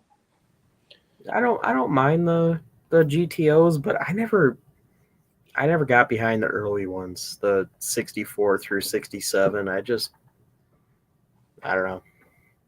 I like the 68 through 72. 69s are the bomb. I love them. But I had a 70, and that was awesome too. After 70, they got that duckbill front on them. Kind of looked like a fish. I don't know. If I The had 70, to have... the 70 was like the last like true Endura front end, I think. Well, And the then 71s and 2s aren't too bad. I mean, it's They kind look of an too long acquired from taste certain with them. angles. Yeah, I do. What's like, that? I mean, I would buy one. I almost bought 2 of them, so I do like them. But there is it's like the 70 Coronet. You look at the 70 Coronet, and you know they changed and kind of rounded off all the lines of the car, but then the A pillars, like in the front, is still 68, 69, so it's angular. So you catch a 70 Coronet at a certain angle, that just looks weird. You know? And then the front end of the car just kind of tapers and drops, and the same thing with the back. My dad still complains about that. The way you described that to him, he's like, whenever you talk to Mark, just tell him that he ruined 70 Coronets for me forever. You catch it. You stand at a certain angle, and you're like, "That's ugly," you know. But well, my dad even says, the my dad's 71, like, 72 GTOs, they look cool from like a lot of angles, but there's a certain angle where that front end looks like it's 10 miles too long. You know. Yeah, I agree. And it's Whereas because the the hood 70 comes was- the whole way. Yeah, I think it's because the hood comes the whole way to the front bumper. that's true. That's You know, true. because the But I hood is love just the so. simplicity. The simplicity of the 70 was just nice. Yeah, and it kind of resembles the Firebird, the 69 Firebird a little bit. If you kind of look at it, except you don't have the big chrome. Dude, the I big would chrome always take a there. Firebird or like a GTO over like a Chevelle or a Camaro. yeah. But if I had to have a Chevelle, I'd have a 70. Like I like the No, 68, no way. 69 Firebird front ends better than the 68, 67 Camaros. You know. You said no way, Chris, to 70 Chevelles? No, I like 70 Chevelles, but I everybody do likes like 70 70 Chevelles. Chevelles. Yeah, I do. Don't do. It's not like I don't like them. I like them. Yeah. I would kill for a Chevelle. My dad In high said school, if he had another, he said he'd have a 72. I don't know why. Yeah, I don't high care school- for the 72s. 71s look nicer with the chrome bezel versus the whole grill, the way the grill is on the 72. I mean, it's essentially the same car. You could swap the parts and make it look like that, but I don't know. My buddy Don had a 71 or 2 Chevelle, and it was an SS, and it had a 454 4-speed in it, and it was dressed up like a SS 454. Whether it was or not, I have no idea, but it was fast. It was red with black stripes, and it was just Really? a beast. My dad had a 70 real LS6 454 4-speed red with black stripes. Yeah, it was a beast. There's a guy, I'm still friends with him on Facebook. We went to high school together. He was a year older than me. He's 2 years older than me. He's my sister's class. He bought, and at the time, there was a guy that had the fastest car in our town. But anyway, he wound up buying it from him, and it was a 68 Chevelle. It was white, and it had the mailbox hood scoop type on it, the flat kind of square one. Snorkel. Oh, yeah, snorkel scoop. And it had a black vinyl top, and he had weld wheel drag lights on it, like skinnies in the front, meats in the back. And I think it had like Camaro bucket seats in it, and it was a true race car. It was faster than shit. That was a fun car to take. A couple times we took it downtown Sioux Falls and drive around in that thing. So I got love for Chevelles. Yeah. It's funny, the car I grew up in was GM. was a 79 Malibu Yeah. with about a 350 horsepower 350 that my dad built. They're actually not bad little cars either, little G bodies. Yeah. That's the only non-Mopar product we have here is a G body. My dad has a 88 Cutlass Supreme, black, red interior, buckets, console. Yeah, I saw it in your video the other day. Yeah. Sitting in the background, I was going to comment, why is there a GM car in your video? Yeah, I should have not put that in there. Should have threw a car cover over it or something. I'm gonna attract a crowd I don't really want. Oh, geez. Right away. Man. If I put out a video on that car, I'm gonna have to ask them, hey, you know, He's we do mostly Mopar stuff. You might see this car once or twice, but if you're a GM guy, maybe don't subscribe. I don't know if I support your manufacturing profiling here, Ryan. Yeah, you're hurting my feelings, man.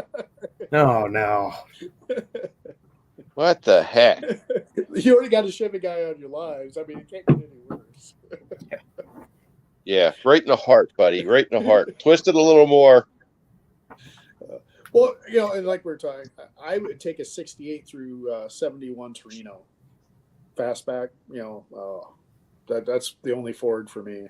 I love the 71 Cobras. I don't know why.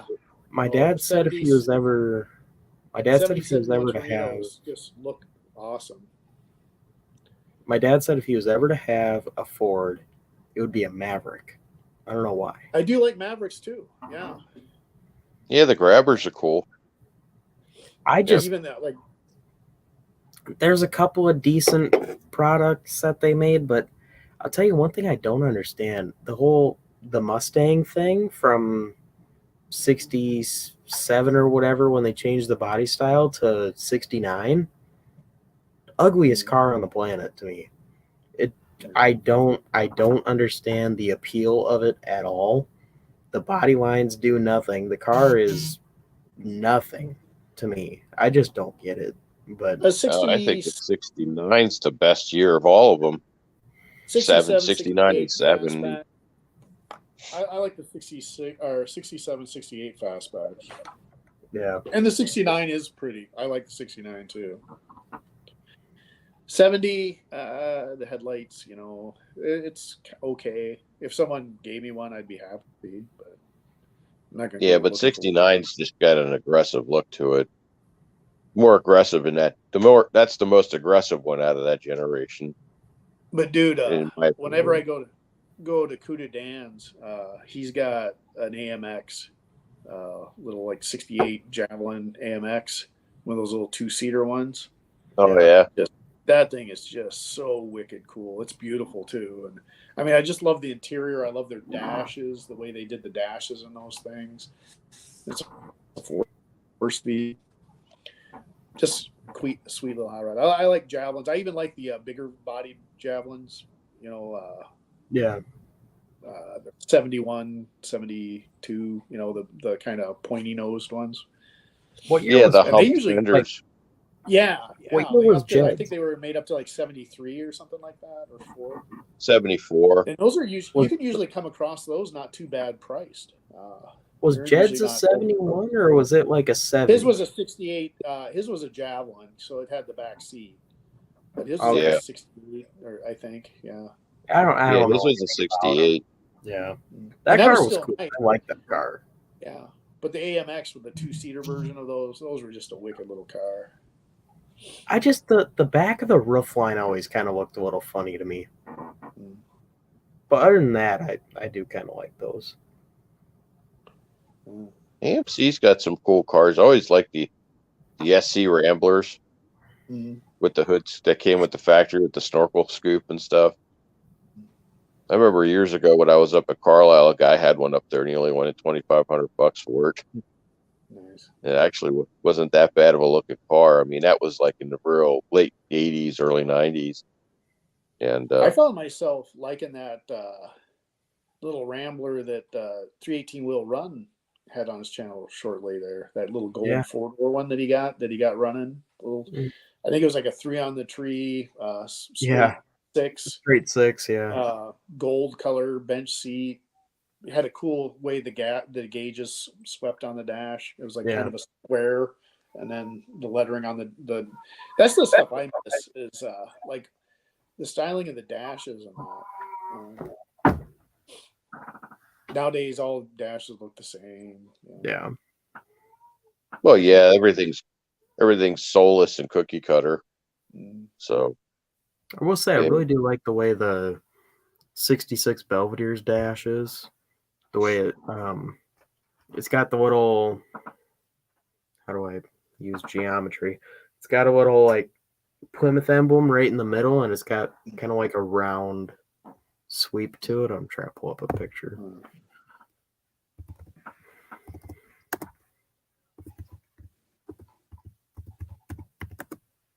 To be honest, I always kind of like the Plymouth version better than the Dodge those years. Although, like, not since I have a Coronet, it's really grown on me. But if I was like starting out looking, I probably would have got like a 66 or 65 Belvedere Satellite instead. Yeah. That Rob's Garage on YouTube, they had that white The Satellite at No Name Nationals. Yeah, if yeah, he's that's there a next cool year. car. That was a cool car. His dad's building a 64 Belvedere, I think, drag car, nostalgic super stock drag car. They got that on his channel. Yeah, if he's there next year, I might want to race him. He's building a twin turbo 440 Duster. Yeah, you lost me. I just, it's cool. He hangs around with those guys that do like the no prep racing and like run super fast. So I mean, anybody who's willing to take the risk to, twin turbocharge a 440, that's hella cool, Oh Yeah, his buddy that was with him, he's got an Escort with an LS, I guess, in it, and with turbo, and that thing is wicked. Yeah. They were nice guys. There gets to be a point in race cars where it's like no longer cool. Like, I mean, like something that I would want, like that car you're talking about. That's a full blown race car. Its whole purpose is to kill. I always kind of liked I guess the super stock style cars, when they still look like cars and they're still somewhat attainable. Yes. Yeah, stockers and stock eliminator cars. Once you start tube chassis and all that, I'll go with back half. If you back half a car, that's okay, but I don't know. I had enough of back having in the 80s, man. I'm so burned out of Pro Street junk.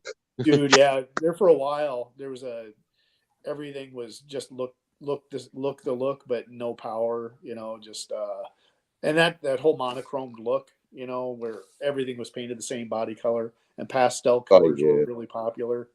Yeah. Cheese Whiz was a perfect example of that. Scott Sullivan's 55 Chevy. Yeah. I think you got my screen, right? Yeah, I'm looking at the dash. Yeah. I just like the way it's got the big Plymouth in the middle, and then it's just got kind of like a round sweep, but it's square at the same time, Yeah. I didn't even realize. I forgot that the heater controls are there. I'm gonna have to probably make a block off plate or something because I'm not putting any of that back. Here, Ooh, there's a good idea. I could put a block off plate and I could put like my line lock button right there or something. That'd be kind of cool. I don't know. Just an idea. I could put a couple buttons there, a kill switch or something like that.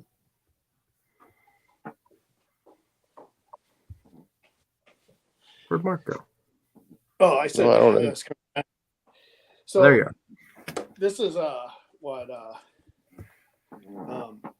Tom gave me as a better bezel. I got another one of these that came with my car But, Yeah. I mean, look at the lettering, how funky.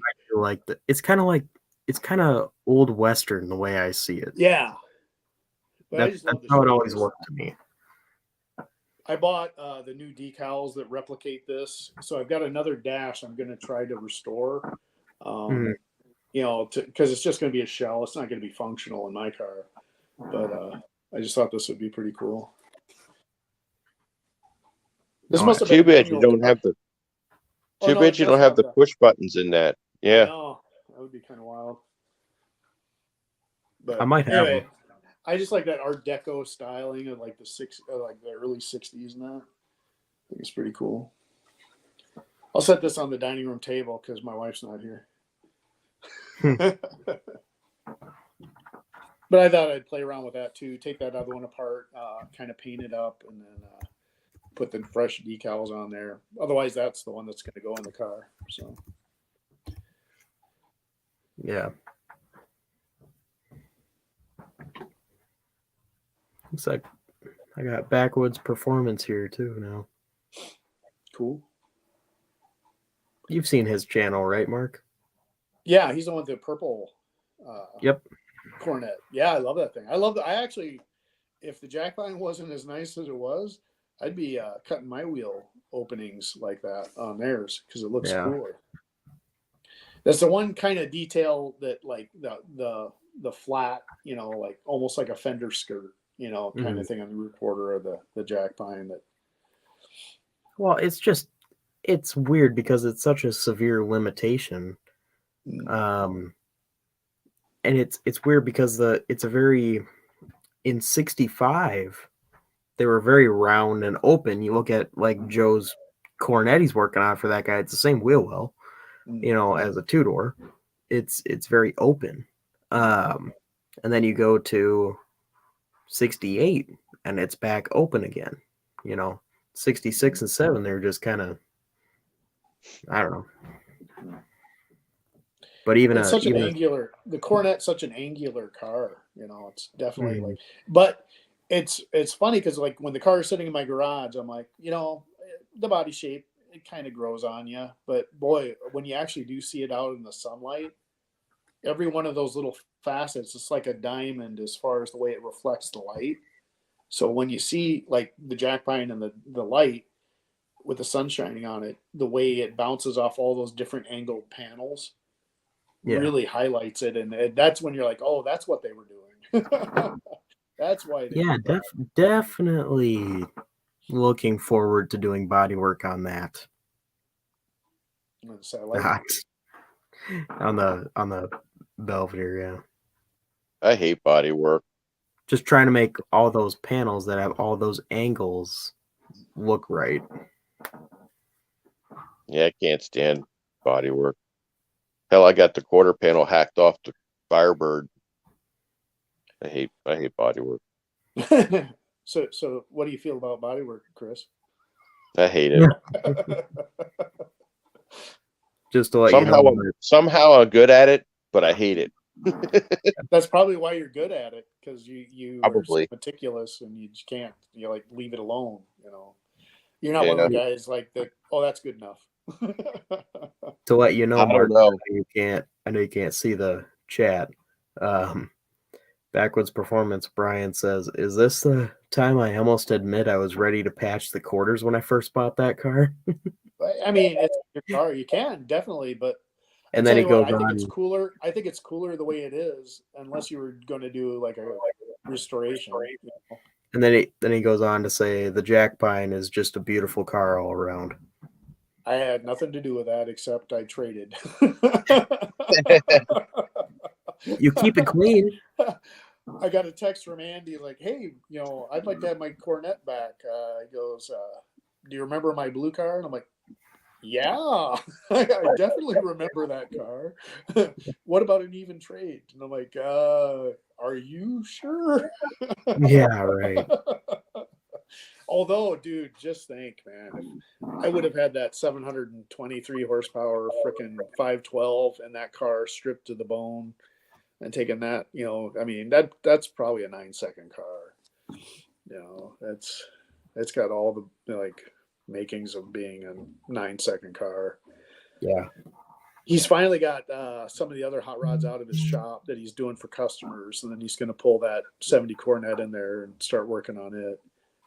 Yeah. He said the worst part is he'd like to kind of run it the way it looks too, but he's known as a body guy, so he can't really drive around in a ratty muscle car, and everyone knows him as a metal work guy. Well, you can make it straight and put, Yeah. and get rid of all the rust and just leave the paint kind of, because that's probably what's going to end up with the Firebolt. I'm probably going to get the quarter on it, and I'm probably just going to kind of scab in the paint a little bit because I don't think I'm going to get it painted this year. Yeah. But I'll probably just patch it in just so that it just kind of looks sort of right, but it won't be rusty. So I had dreams that the Belvedere would be ready for No Name Nationals, but it's not looking like it now. If Gary was closer on my engine, I think it would be. But the irony is like that guy Mopar Jeff 604. He's built 3 show quality, awesome A bodies within last year. And he's actually got another Duster he's building that we're going to go to his shop on Saturday. A guy I know is wanting to buy his Duster for his kid. But, I mean, he built that 69 Valiant. He mini-tubbed it, moved the springs inboard, put in a 340, a hot 340 he built himself with a pistol grip 4-speed. Did all the fabrication and all that, got that done. Then he totally from the ground up built that blue Duster, replaced the quarter panels, put tubs in it, moved the frame inboard or the springs inboard, subframe connector, put an 8-second cage in it, got it painted and assembled and done. And then now the black one he was doing at the same time for his son, and him and his son are working on. The only reason that one's not done is because he's making his son do a lot of the work on it. And he just doesn't have much time because he's got kids and stuff, and he's a younger guy, and so Yeah. But I mean, the dude's cranked out 3 freaking badass cars. If he can do all that, you watch these YouTube channels, and the guy's building a car over 2 years or something. This guy's just bang, bang, bang, bang, bang, bang. He just, and he keeps saying, I keep telling him like, dude, just do a weekly update of what you've done on the car. And he's like, well, no, I don't want people to see it yet, or I'm like, oh man, I would watch your channel religiously, like just for the updates, like just I told him like, just do like a short, like a little short pan of the car, like on a Tuesday, to some music, post it. And then at the end of every week, say, this is what I got done on the car. And I'm like, dude, your channel would freaking grow. Like it'd be one of the better channels out there. And he would constantly be cranking out cars. Because he's got he's got a 68 Barracuda that he's going to re-back half because he didn't like the way the guy's back half did. Let's see, what else has he got in the works? And he's got all these cars lined up, and I mean, he's going to get them done. It's not like a guy that's like, oh, I'm going to build that someday. It's like, no, he's building the shit. So when he said he would help me get the Belvedere, that's the only reason I got that car, because I'm like, shit, yeah, when we get in this shop, I mean, he mini tubbing, moving springs inboard, and putting in a roll bar. He does like, he goes,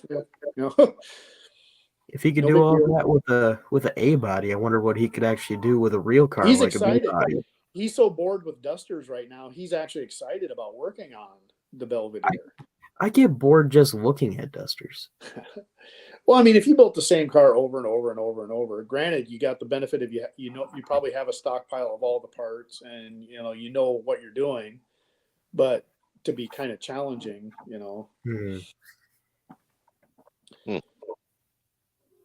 Yeah, I think you should just go buy some ratty ass old Cordoba that's all rotted to shit and put that blower motor in that.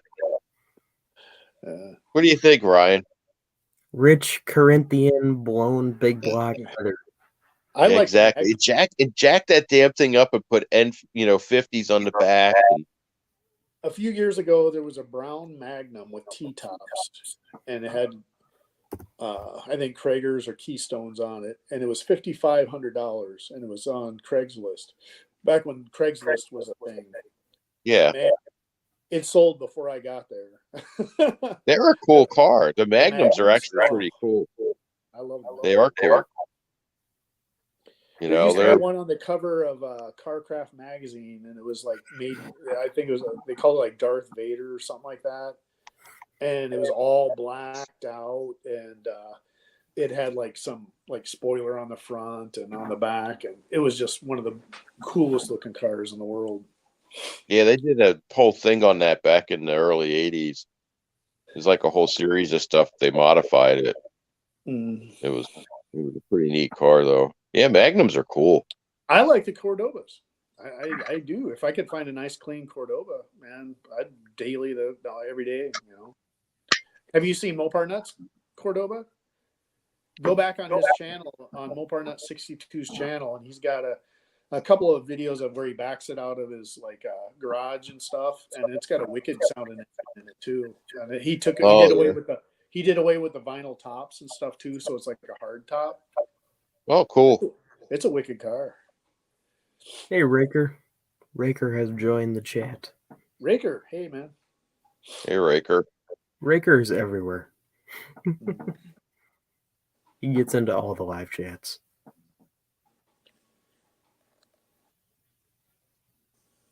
Didn't we question him about his name the other day, Brian? Yeah, that was your last live chat, Yeah. Brian. Yeah, last week we questioned him on his name. We thought he was a GM guy because it was Raker SS 74.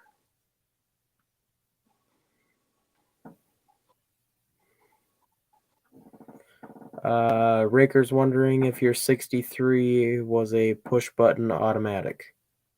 Yeah. Well, I guess I don't know. Because that bezel I have is from a different car. The bezel I got here, I think, is from a push button.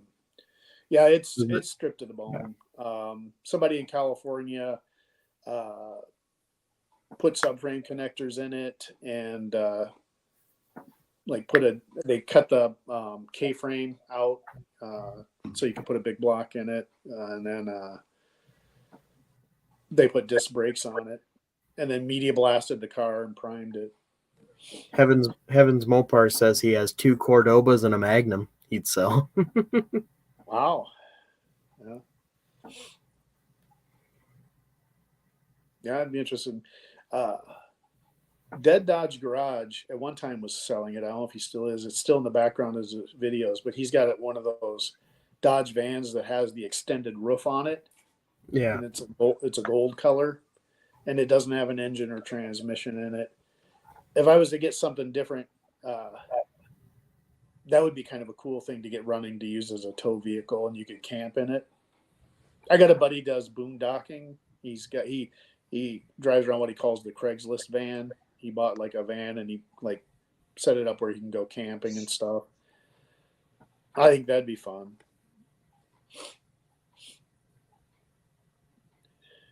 But I'm glad. You'll have to one up Adam and put a disco ball in your van.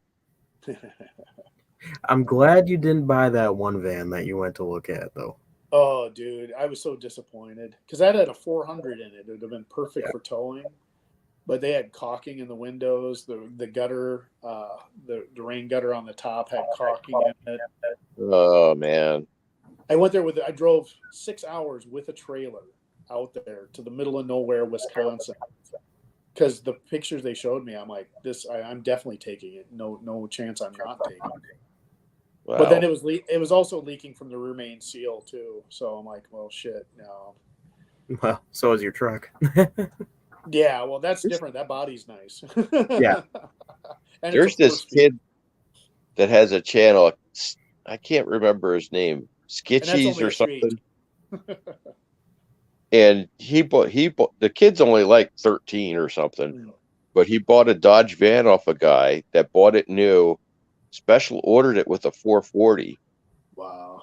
And then had it all customized. I mean, the inside of it's nice, the outside beat because it's just rusty. If you guys ever want to see a horrible movie, I remember watching it on cable as a kid because we had cable on the little TV down in the basement. So at night I sneak down and watch the dirty movies on cable. And there was a movie called Van. Yes. Danny DeVito's in it. And this kid, he's driving that yellow van with the arrows painted on the side. Yeah. I just went and looked at that it's on Tubi. I went and looked at the video again because I just wanted to see that van again, and that Yeah. van is badass. But that movie is just like so bad. It's so stupid. But it's nothing but hot rod custom vans, you know, with water beds in Yeah. the back.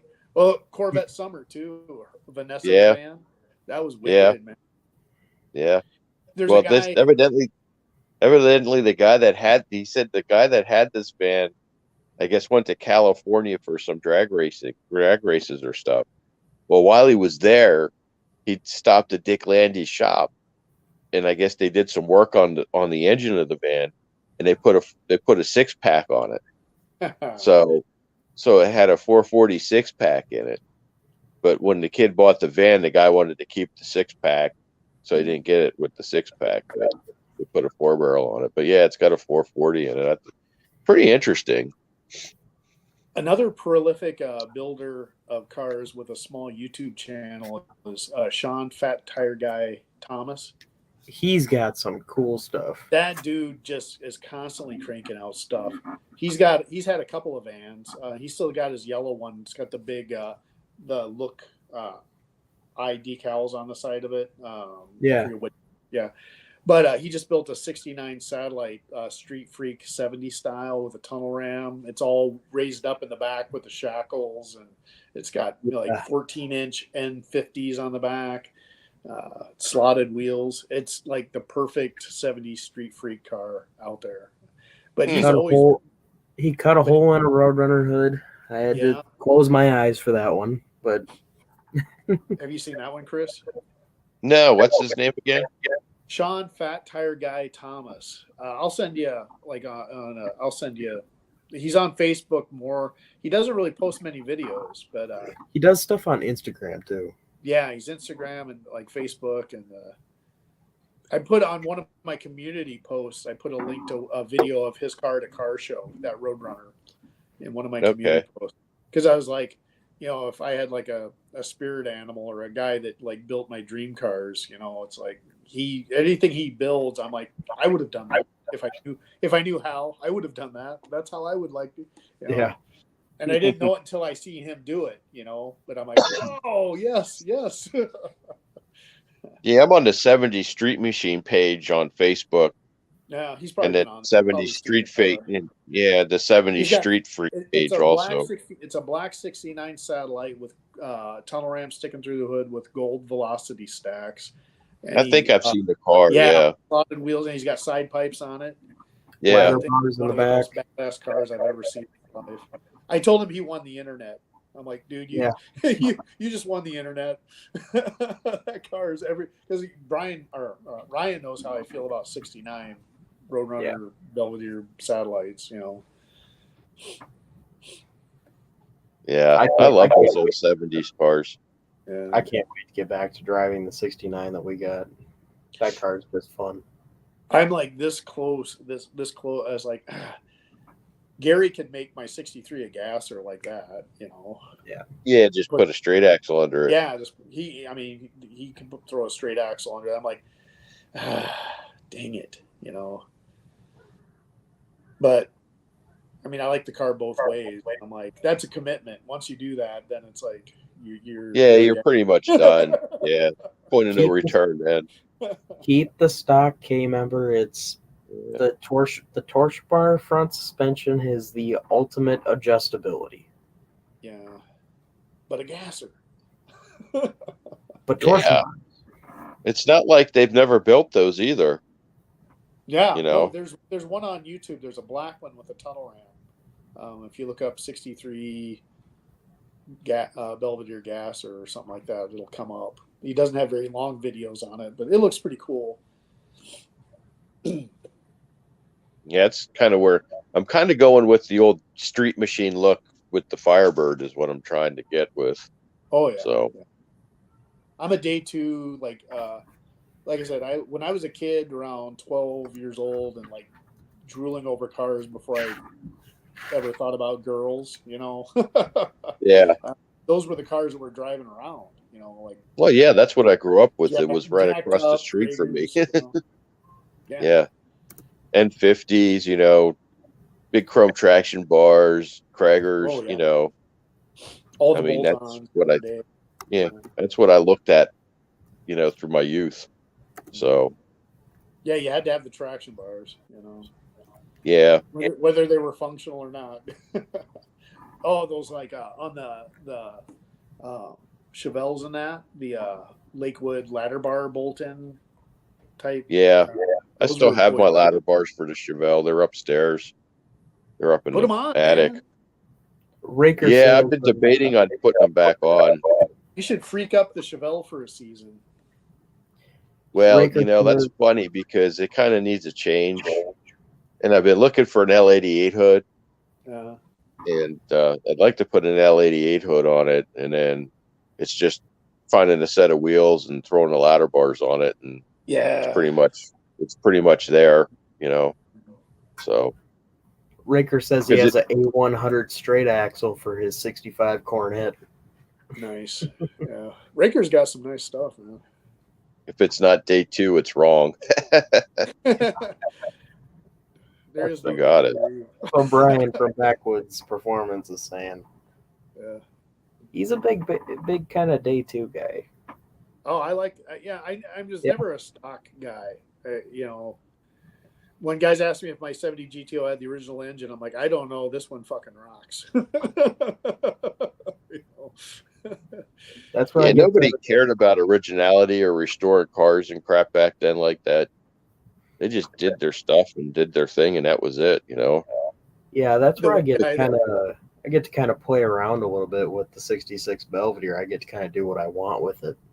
That was the whole thing. It was all about what you wanted to do. And guys made the best of what they had too. I knew a guy that had like a 4-door Torino, like a 68 4-door Torino. He jacked it up, put wide tires on the back, and he was just as cool as everybody else. Yeah, I mean, it wasn't sometimes, and it wasn't always about the car being fast either. Nope. It was, it was just about the car being a nice car and Yeah. everybody doing their thing with it. Because you didn't have social media. Your social media was getting your buddies in your car and driving around to see other people and that were driving around in their cars. Yeah.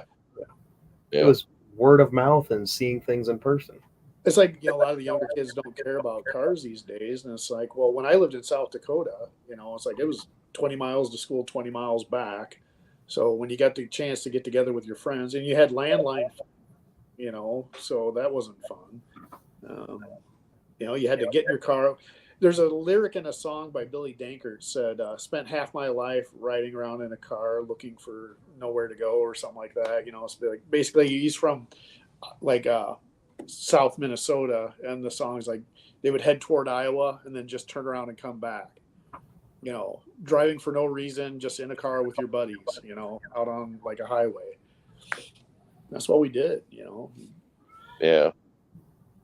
Backwoods wants to share a story with us. Yeah, I'll do it, man. He should hop Yeah. on. Brian, you're welcome to join. I don't know if you're working. I mean, I can't wait. If he brings that 67 Cornet to No Names, that's going to be freaking badass. yeah, 66. Yeah. Yeah, we're Yeah. talking. Me and him are talking about lining up. Yeah, that would be a real good matchup. Like two.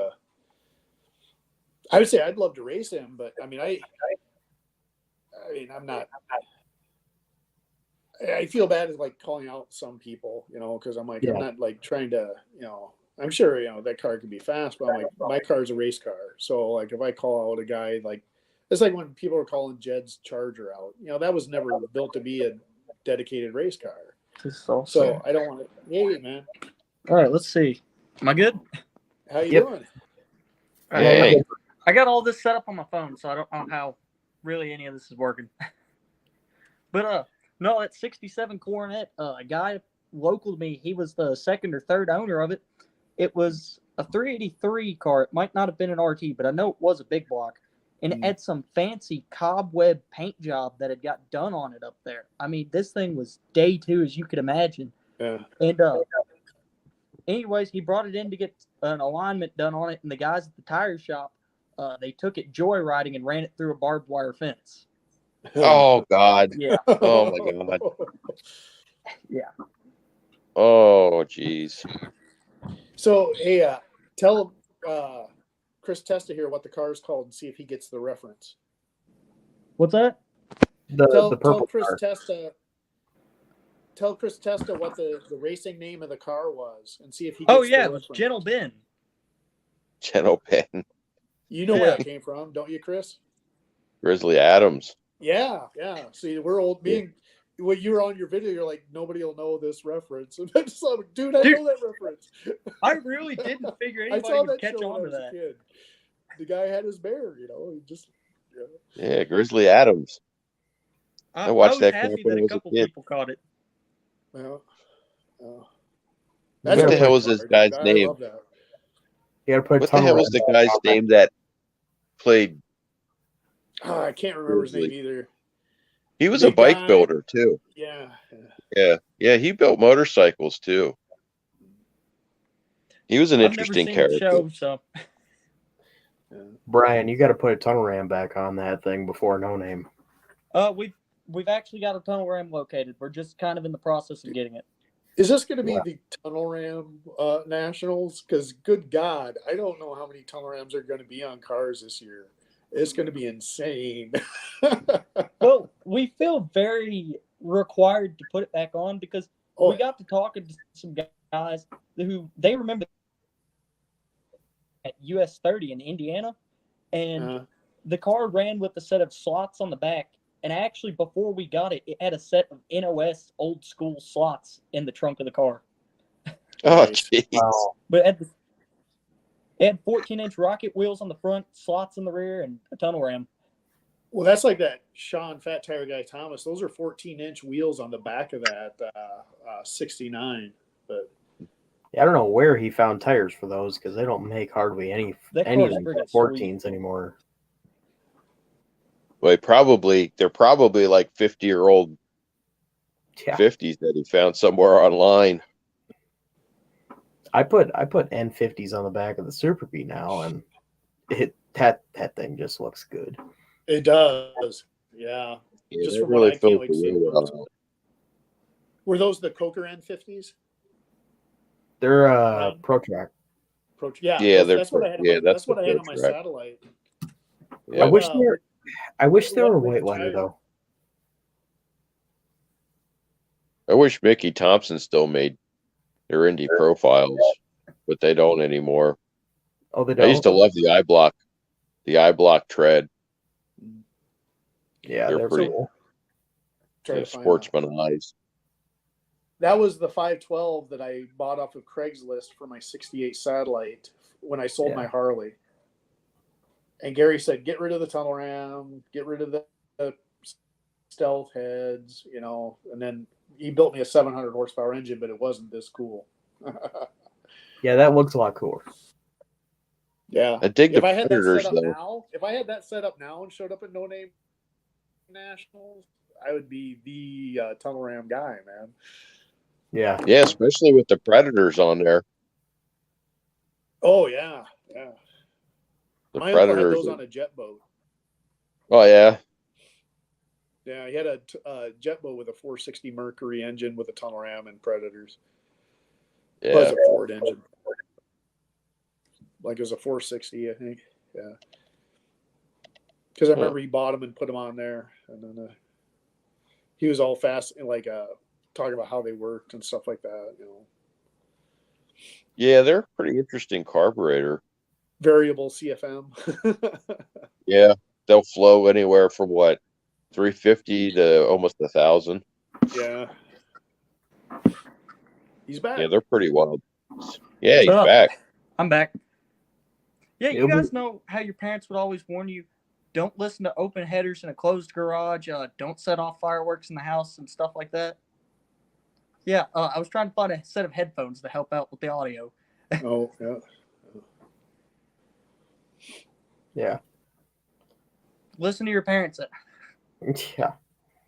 I remember Yeah, that first day I went and I heard the Jack Pine running with its open headers in person. Cullen had sent me a video of it running, and then I go over there and it's like, oh my gosh. The audio on the channel doesn't do it justice. I'm like, man. No, not at all. Love the open. Even that short that I did of the Super Bee running, however many months ago. I even put in a caption in the video, I'm like, the audio on this sucks compared to in person. That's why I watch a lot of videos in my truck because it's got like Bose surround sound. That Crank up the I bass. don't know what the deal is with that 440 and the Super V. I mean, obviously it's a 500 horsepower engine, but it just sounds really, really good. And you got the cutest widow headers on it. One of those like And they a bear, 3/4 inch header.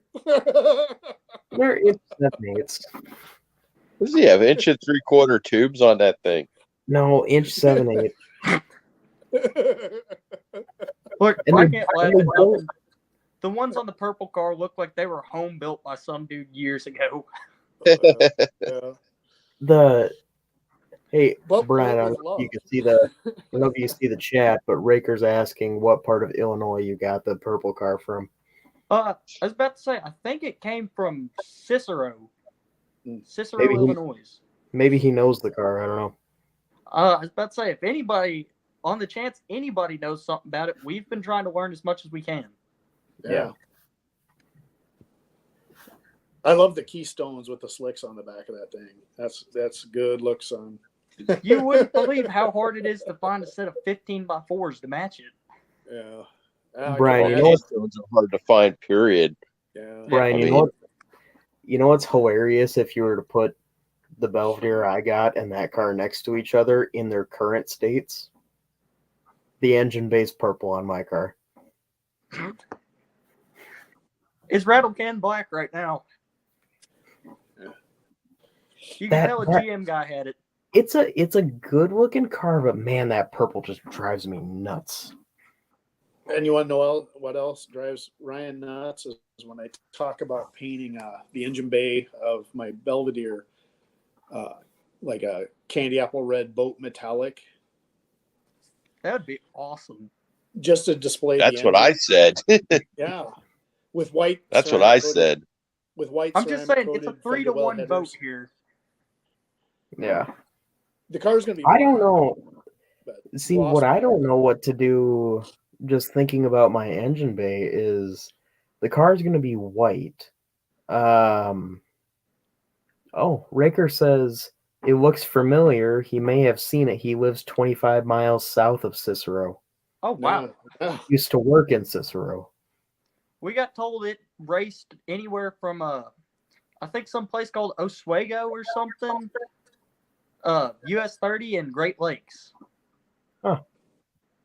Cool. But as So I it's was got saying, subframe connectors and everything in it. What's that? It's got Subframe subframe connectors? connectors and everything.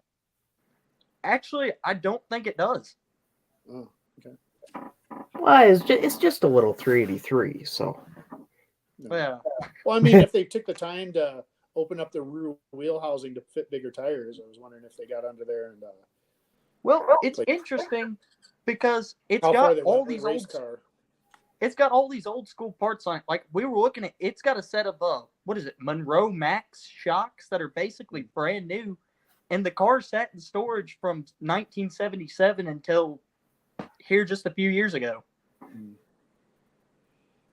Yeah. It's got a really nice interior too.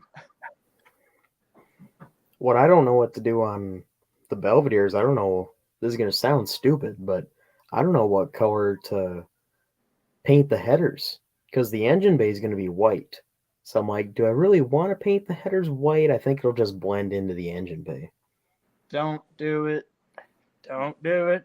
Don't do Yeah, what? don't paint them. Don't paint the headers white. Why? Ceramic coated white is nice. No. They look like they did when I picked them up at the shop. You know, Well, the car is supposed to be as close to period correct to late 70s to 1980. Oh, Chris Webb. You'd figure that chrome would be the thing back then. Well, I'm not chroming them. So our ceramic coater, he can do about any color. He said they discontinued the white, but all of a sudden some gasser guys started requesting it. So he had just got the white back. So that's when I had him do my headers for the Jack Pine. I kind of want to do them white on the Belvedere too, but part of me is like that engine's going to be black with like the blower's going to be black with the ribs of the blower being polished. So it's kind of going to be a black and silver engine combination. So I was thinking about doing the typical silver ceramic coating, but That'd look really cool though. I think I'm going to do white. I don't know. I was just 'cause thinking, it's period. I was thinking silver also, but I don't know. If I paint the engine bay black, I might do the silver headers. But if I paint the engine bay the metallic red, then I'm gonna do white. I think. You could always do the headers in blue like the old Krager hot pipes. Never I mean, saw I those. could do that since there's going to be blue accents throughout the entire car. Yeah, That would Krager That hot would look pipes pretty used cool, to be actually. blue. And Yeah. I'm painting the engine, the Chrysler turquoise, and I'm putting blue Moroso valve covers on it. Oh, you're gonna put do you have a set of those old anodized ones? Do you? Blue Morosos, yeah. And then the Ram. Ryan, I didn't Gary's- hear that, and I'm hoping I didn't Gary's hear got that a guy right. that does anodizing and What? stuff for him too. Did you just say you're actually going to paint a Chrysler motor turquoise? The factory turquoise, yes. It don't matter if it's supposed to be factory. Anything but orange is wrong. The reasoning is sorry, Mark, just the reasoning is because the turquoise will go with the blue and it'll tie in with the rest of the car. I'm not going to do a car that's all white and blue and then random have this just orange chunk in the middle. It doesn't work. Gary insisted on painting the Jack Pines engine the true race Hemi orange. It's the kind of lighter orange than what you normally see. I like the original race, like the race Hemi and Max Wedge orange. I love that color. Yeah, that's the color he painted the engine in the Jack Pine. Yeah, it's a little more pale. Mm. It's not quite as dark. I wish, and Mopar Jeff 604's got a guy that ports the shit out of stealth heads where they'll flow like almost 340 CFM. And that's what he races on his engines. And I kind of like to maybe have a set of those and then paint them so that the engine looked more stock. Because those Edelbrock heads are worthless. I mean, they don't flow very good. And, you know, the aluminum look on that engine, you know, just kind of looks off. Unfortunately, I got the same heads for my other engine too, just because they were cheap and the only heads I could get at the time. Yeah, a lot of those aluminum heads just looks like a big old block of something sitting on top of an engine. The cool thing about the Stealths is, you know, they kind of looked like a stock head. I'd like to get a set of Stealths eventually, but I've heard a lot of kind of really questionable things on the quality. It's the you're hardware. basically buying a bare casting. Just throw everything else about them away and take them and then have them checked by a true guy that's going to make sure all Do the they valve still sell guides just and bare everything. castings? I don't I know. don't think you can. They're cheap enough. You can still throw all that away. Like Gary, he That's threw right. away all the locks and retainers that came with my Edelbrock heads that I just gave him. Yeah. And he The took lock them and he retainer- made sure all the. I mean, he like the push rod, you know, openings and stuff like that. He goes through every inch of them, you know, to make sure that you know they're good. Yeah, He didn't I would quite throw do out like he didn't do like Ed did on Mopar Joe's heads, where he really went after them. He just kind of cleaned up the ports, but just made sure everything was true, everything was straight, then replaced everything with good hardware. Yeah, Ed did pretty good work on those. Those are almost obviously they're different castings and everything. He's working with aluminum heads, but those are almost as much ported as my iron heads on the Super B. I don't know. I'm gonna probably have Ed build my 451. Yeah, that's going to be my backup engine for the Jack Pine. I'm going to see if I can get a set of those heads from Mopar Jeff's guy, and then I'll build a 451 that's probably more powerful than the engine that's in there now, because that's just a little street engine. But the 451's on my bucket list of stuff to build still. I've got the. Go ahead. Yeah. No, you go ahead. I was just gonna say I had a set of 915 closed chamber heads a 71 casted 230 block. I still have the crank left over, and what is it? The Edelbrock Street Dominator. Yeah. I was about to say, which Holly that Street intake. Dominator. Holly My Street little brother's Dominator. got that intake right now. But I was gonna try to build one with that setup and see what happens. That's the intake I have too. Yeah, I've got the good. At the 440. um, I've got the 440 crank that's already turned down, the forged crank, and I've got some Venolia flat top pistons for a 451. I just need to get the connecting rods, and then the block needs to be machined. I think But shit, the if I put, pistons I was looking at, it was something Jed had recommended to me. yeah, Jed's got that 451 in the satellite, and that's a good engine. Yeah, Jed. Yeah, the I 451 love is the satellite. just the 451. All the low deck strokers, but it's like revs like a small block and torque of a big block till you start really stroking the shit out of them, like a 512 or something. You know, so they still rev pretty good, but yeah, See, 451s. Raker understands. He's debating what color to paint his engine for his 65, turquoise or orange. The body will be white with turquoise stripes on the roof and trunk lid. See, that's it an easy makes answer. sense to go with the turquoise Orange. then.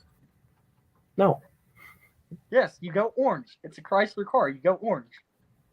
And he's I've going to put the got- doily, and then Ryan's going to put the doily that his grandmother knitted for him on the dash, you know, to go along No. with the turquoise paint. There's a lot of things I'm going to do to that car that probably don't make sense. Like one thing I'm going to put on the car, and you know the Mopar suspension guys will give me a hard time for it, but I don't care. It's just for the look. It's not really for function that much. And they say they help a little bit, but I'm going to put traction bars on it Knew it. I'm so Just- happy to hear you just- say that. just for the look of it, because the car is meant to look like it came out of like 1978. I love slapper bars. What? Slapper bars, dude. Oh, I don't Love know. them. Love them. Yeah, the traction bars. Traction bars, a little longer shackles, air shocks. That sounds up my alley. Yeah. Backwoods, what's in your I like your bump. My what? Your bump side. Oh, my bump side? Yeah. That truck's been an emotional roller coaster. We don't talk That's about it. Fords on this channel. We ended up we got the truck running and I drove it around for an afternoon, and then after I went to move it in front of my garage to start cleaning out the interior, and it sounded like I had a dead cylinder. And so we pulled the valve covers, started bending push rods, so replaced those, bent them up again. And then that time we sprung a massive vacuum leak that actually wouldn't let the truck run. So it's currently sitting tore down, waiting for more work. Sounds like you got some stuck valves. Actually, we found out the lifters were junk. Oh, really? We took them out and put them in an arbor press and put about 300. Yeah, we were pushing on them pretty hard, and they would not pump down. Wow. Yeah, That's crazy. and then we waited like 3 weeks trying to find sets of lifters. Don't even get me started on the lifter rant. It is ridiculous trying to find a good set of lifters nowadays. Oh, I'm sure. What's in that thing? 360 or? Yep, 360 Yeah. with dealer installed air. Wow. That's cool. It's a Ford thing. You just walk away. I had a wrong with 70. What's I had a wrong with 70 Ford? It's a name. F100. I had a 70 F100 Ranger XLT. It was factory air. I was a That's right. 302 automatic. It would probably It was run better if it better had than different riding emblems geese, on it. but I drove the shit out of that truck. I love my old Ford trucks. We're talking That's what Ford we trucks, always had. Ryan. We always had Ford trucks on our acreage when we had horses. My dad always drove a Ford. Yeah, they're indestructible. You just run. I feel cornered here. Are you gonna huddle in the corner? Safe place. Right up here in the corner. Well, that was one of the reasons I wound up buying that Dodge truck that I got, is just because I spent all my time as a kid driving a truck. You know, I would always drive that truck everywhere. So when I first got that truck and the fact that it was a 4-speed, I found some old dirt roads out here south of the city by me, and just driving that old truck down the road with the window down, arm out the window, just driving. Yeah. Not worried about it getting dirty or beat up, you know, because the truck's already kind of beat up. Just brought back a lot of fun memories, you know. Oh yeah. I loved that old Ford I had. I drove it. I paid $100 for it. Drove it for 8 years, Mm. and then the guy wouldn't inspect it anymore. He says, "I'm done inspecting it." I'm like, "Come on, man, really?" So just do one more year. No, I guess when I lifted the hood up and it damn near fell on me because it ripped. You know, the hood hinges ripped out of the fender well. It's a common Ford deal. I guess that's when he said enough's enough. So much for that. But that was a good damn truck. And back then, I remember my dad giving my cousin shit because he bought a 4-wheel drive Laser, and my dad was making fun of him for needing 4-wheel drive. I used to take, my dad would snow blow the front. My dad would snow blow the sidewalk. So when he would snow blow the sidewalk, he would direct the chute right into the bed of the truck.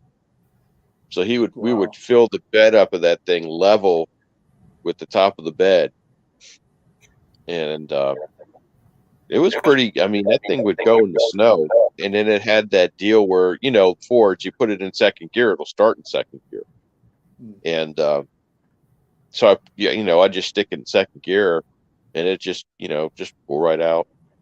But, once the snow started to melt and you tried to get out in the traffic, it got a little dicey because here you got freaking 5 tons of freaking snow and ice and shit in the back of the damn bed. So, but it was a tank. We would get snowed in South Dakota, and that truck would just be sitting beside the barn, and it would be buried in a snowbank. You know, all of our other vehicles wouldn't start because it's like 45 below zero. And you go out there, you dig your way into that truck, you hop in there, it would start up. You just start rocking it back and forth till you got it out of the snowbank, and we'd have to take that truck to town because it was the only thing that would run. That's how mine was. It's like the truck's like, oh, I guess we're working today, you know. It was always loyal, you know. It was funny. We had a real bad cold snap, and it was like 22 below. So I had to was going to work in the morning, so I stomped out, jumped in the truck. It was a manual choke, so I yanked the choke, pumped it twice, hit the key, and the stupid thing just fired right up and sat and ran. Man. While the neighbors are getting their cars jump started or they won't start, and here's this hillbilly POS Ford truck just fired up and sitting there running with no problem. Like I said, it ran. I mean, it ran good. It had I mean, the engine was done. I mean, when I'd set the points on it, I just grabbed the fan and just turned the engine over by hand. I mean, it had no compression. I think it had a burnt valve in one cylinder. And I took it to my dad first got that blue and white truck. It had I want to say it was a 360 or something. Anyway, the engine ran like shit, and it was leaking oil and stuff. But one day, him and his friend Roy put a 390 in there.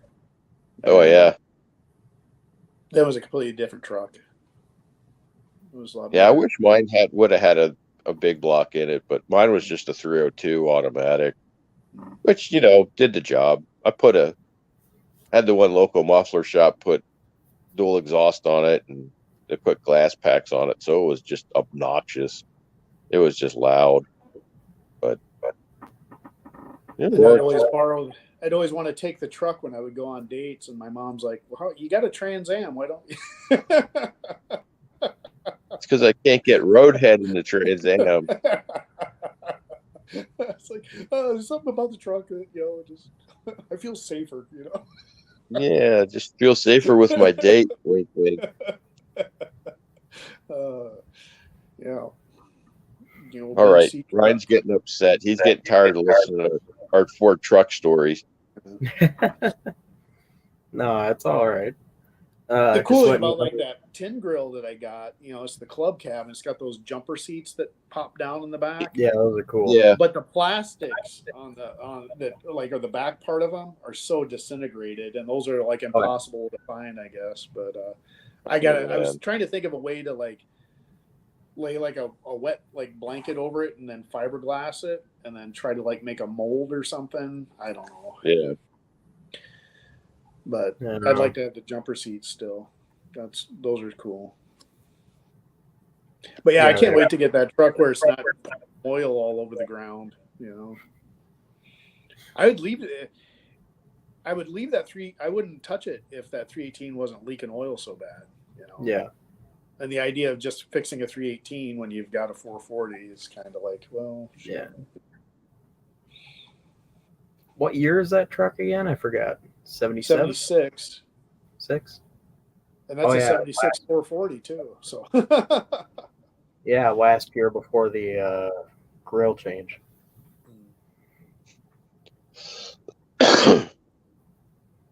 All right, guys, I'm gonna hop off. It's getting late. All right, Chris. Who's this? Hey, what's up? Hey, Brian. I got about 5 minutes. I gotta go back into break. Go Oh, back into work. Yeah. well, I'm gonna get going, Brian. I'll talk to you later. We'll see you. All right. See you, Good talking to Testa. you, Chris. See ya. Hey, Brian. Orange motors are awful. Orange motors suck. But it's a true race Hemi orange on the Jack Pine. Well, you guys like to keep stuff too stock. It's not stock. I think motors should be black. Well, my blower motor is going to be black. Yeah, but you're painting the blower black too, though. Yeah, but it's going to have the polished ribs, and it's going to have aluminum head, and it's going to have aluminum heads on it. So it's going to be kind of a black and silver kind of look. It's going to look pretty cool, I think. Well, that's my whole thing with black blocks. Is the block can be black because it shows off all the jewelry that you put on it, you know? My 512 was that way. It was black.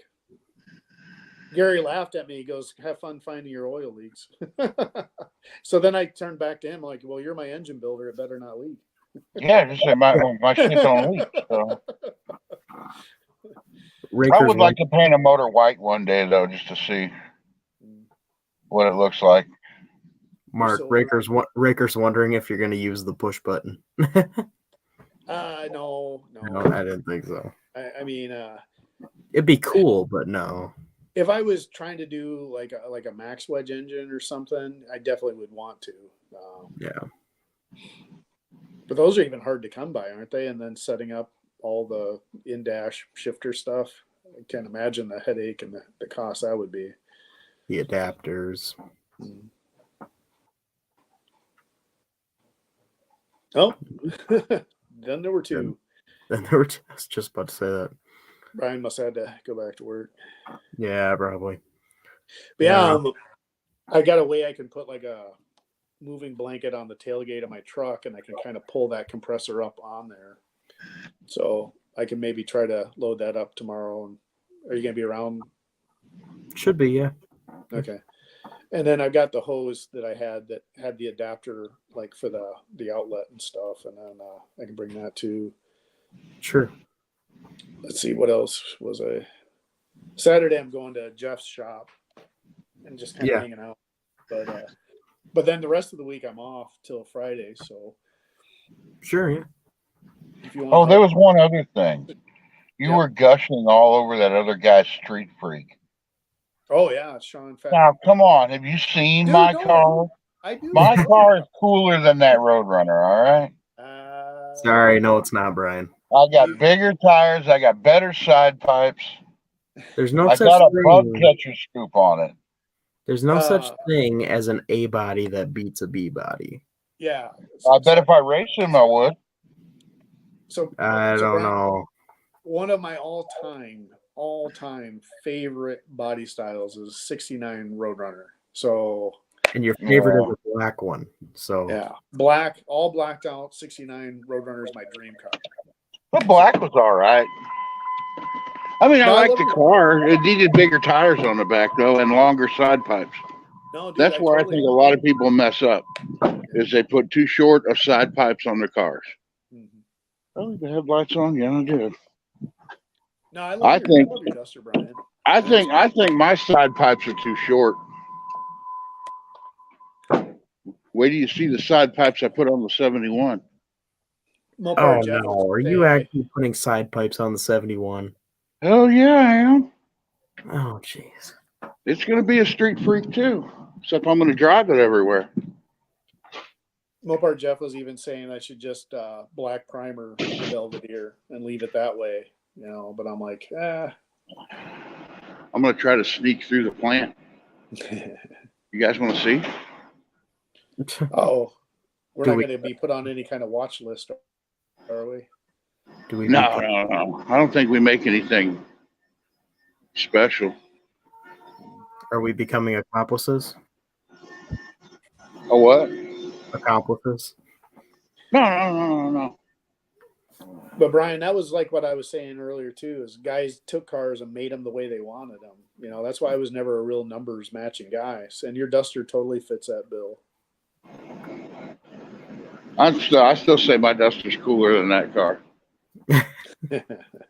I'm not big on them Roadrunners, so. Yeah. Yeah, it's definitely gonna look cool going down the track. Yeah. It'll I'm be cool. looking Probably at because those cars remind me of Ruben. Mocans and He ruined those cars for me. Mocans. His is a piece of crap though. Mopar's a Mocan. That's in April. That's the race you're going to try to make, Brian. Well, Yeah, see- right there's how I make my money. Yeah. Yeah. You can see it real good. Brian. Mark was asking about Mopars at Mocan.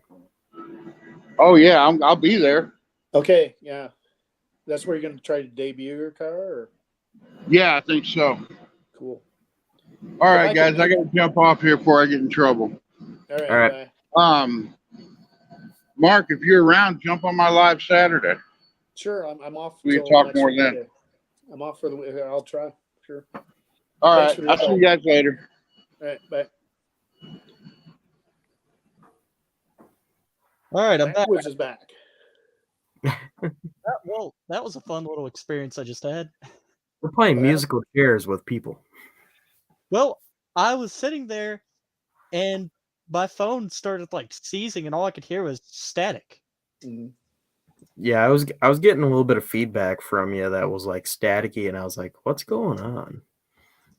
Yeah, like I just had to close down some tabs there. Sorry, I was spaced out for a second. But no, everybody's words just became pure static, and I was like, "What the heck is going on here?"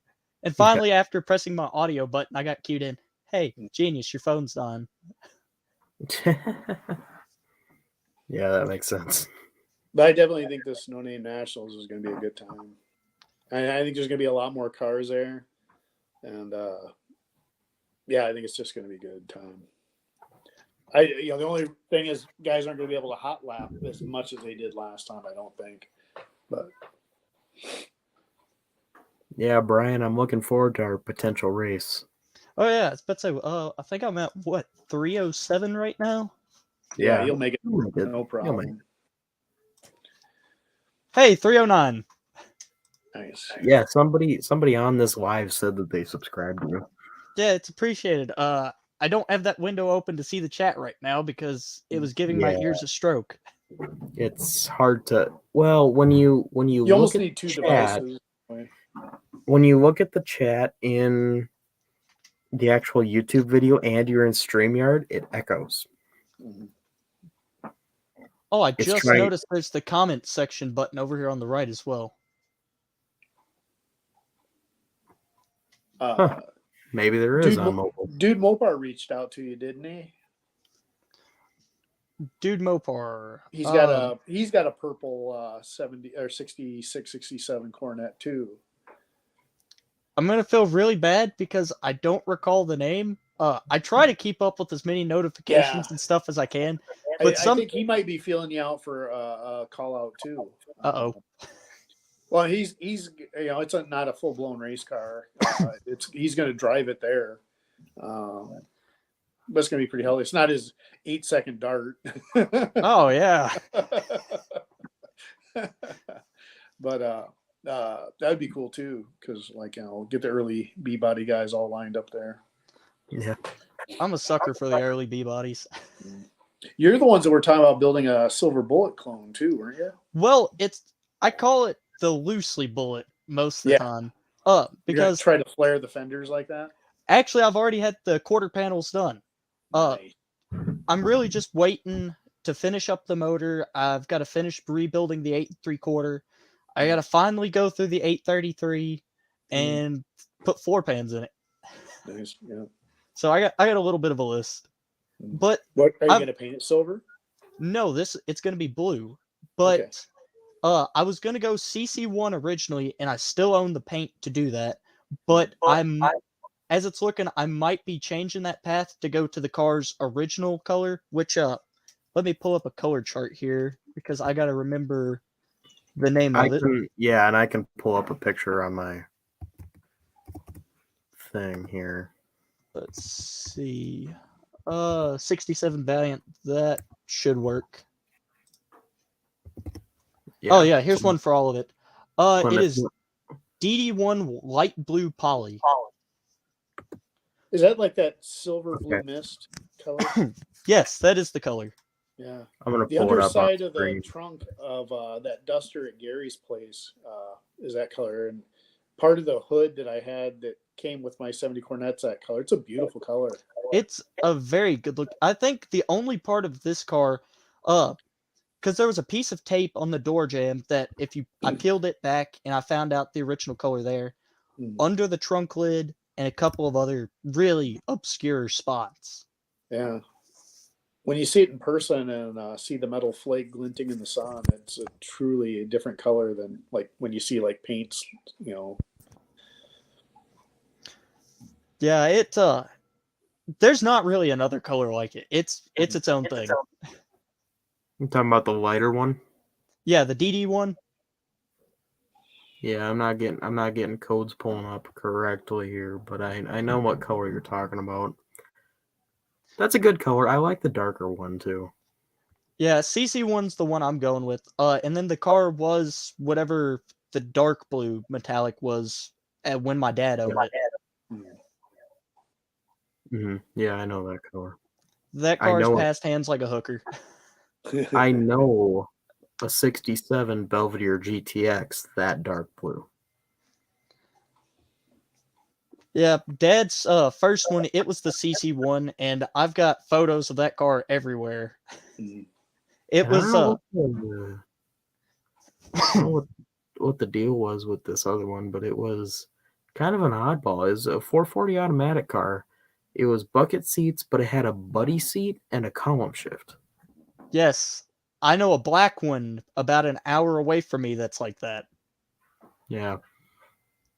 It's black with a black interior. It's like, why couldn't you just go with the console? Well, the GTX is the lawyer's muscle car, dude. Sometimes those lawyers had a family. Yeah. I'm kind of different about consoles. Depends on what the car's for. If it was like a daily driver cruiser, consoles are okay. But I always kind of like the more pedestrian the interior, the better. Like the fact that my 73 Firebird was a column shift with no console, I thought was really cool. My 70 GTO was bucket seats, 4 on the floor with no console. Yeah, I mean that's almost silver. Oh yeah, it's a beautiful color. Got just enough hint in it that it's got a nice kind of like a frost to it. For some reason, the only two-door I can find is this. Actually, I have a photo of that car. The sun is shining on it differently, and in the photo I've got, it almost looks blue instead of like the silvery look there. Yeah. don't like those stupid wheels. I gotta admit, really, I've seen some stuff with 17s that I like, but once you get over 17s, you start losing me. Yeah, that's just wrong. Actually, those look like the ones off of an early 2000s Mustang. Yeah, that's what's Oh wrong. yeah. I'm pretty sure that's exactly what it is. That looks about right. I like the look of a sidewall on a tire.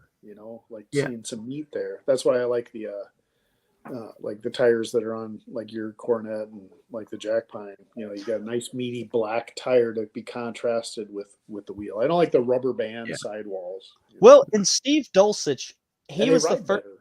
Steve was the first guy that ever had a car with 17s on it. I like that ugly green satellite he's got. Yeah. It had those 17-inch Kragers on it, and I just fell in love with those for some reason. They look a little funny. I don't know. I've got weird taste. I can't decide whether I want old stuff or whether I want new stuff. Just don't combine them. Whoa. All right, hold up. Do we All gotta right, we're bring not up? getting into Do we that. gotta bring up the Talking Mopars podcast comments?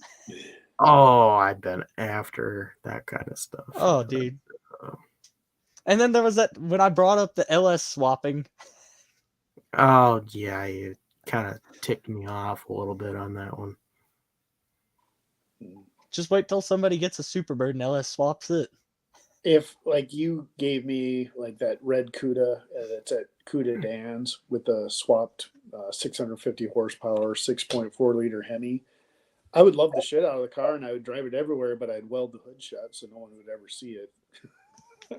That's like, I once told somebody if I had a 72 to 74 Cuda, I would probably clone it to look like a 70, and I would dress it up like an AAR, but I would put a modern Hemi in it.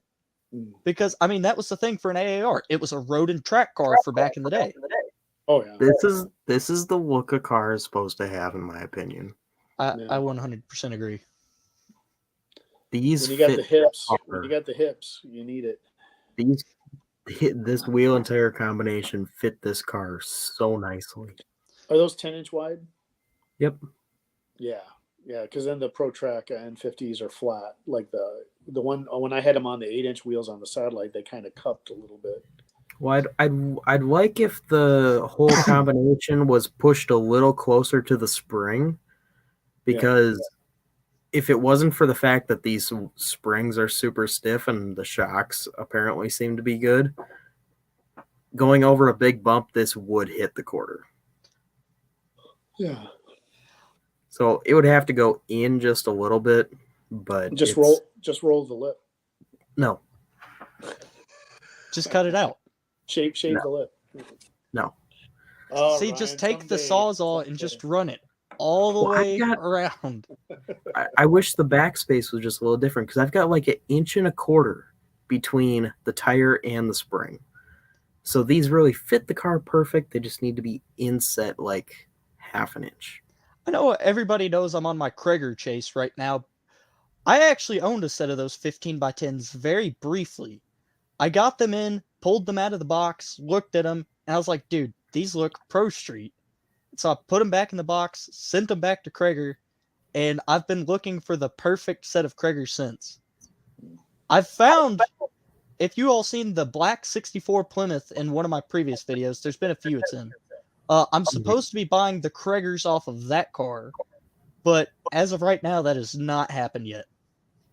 So with the 15x10 Kragers, are they 4.5 backspace? Mine? Mm-hmm. Mine are 4-inch. Like, because part of me thought about doing like because we're going to be able to make the rear end of my 63 any width I want. So I'm just got to choose the wheels and set them in there once we mini tub it, and then we'll figure out the rear end. But I'd like to be able to run the black steel wheels that I have and then switch them, but those are like, let's see, I think they're 5.5 inch backspace. Here you go, Brian. Tunnel ram. Oh, dude, it's better than porn. No, okay. I just wish that these were double pumpers and not vacuum secondaries.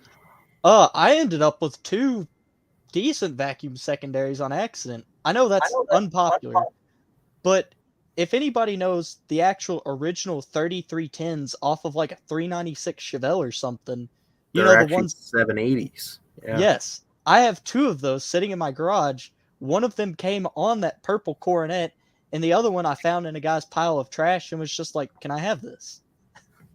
Yeah. But can you see these used to be just normal 600 vacuum secondaries that had choke horn and everything. Look at the amount of work that somebody put into this thing. That is really impressive. It's kind of ridiculous.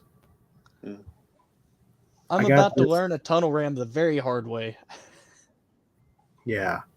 I got these carburetors, the pair of them, I got for $250. You can't argue with that. And they're rebuilt and everything. I have got, nice. And there's That's a pretty nice 440. there's that's your engine. That's your engine, Mark. Whatever's on my engine stays on my engine. I don't know. No. Your engine's just a really nice stand. Your engine's just a really nice stand. Possession is 9/10 of the law. So. Well, hey, see, there's the. Can you guys see my mouse or no? Yeah. Okay. There's the hood for the Super Bee, which is not going back on it. There's one of the fenders. You see, you like the dude, the vinyl flames. Oh, it's pinstriped? Yeah. There's the dash that I restored. It's partially taken apart. That paint was so hard to match. Oh, I have zero doubt about it. That was the biggest pain of the butt ever. I brought a sample to the guy, and he spent like 3 days working on trying to come up with a copy for it. I'm probably about to get slain right here, but I've go to a paint shop that my uncle has been going to for about the last 30 years, and it is people think cheap paint is bad paint, and no, it's not always the best, but these guys are the only ones I've never had a problem with. Plus, they're the only one within about an hour and a half, 2 hour drive that'll mix most of the shades I want. Yeah. Hey, Brian, you want to see something really day 2 cool?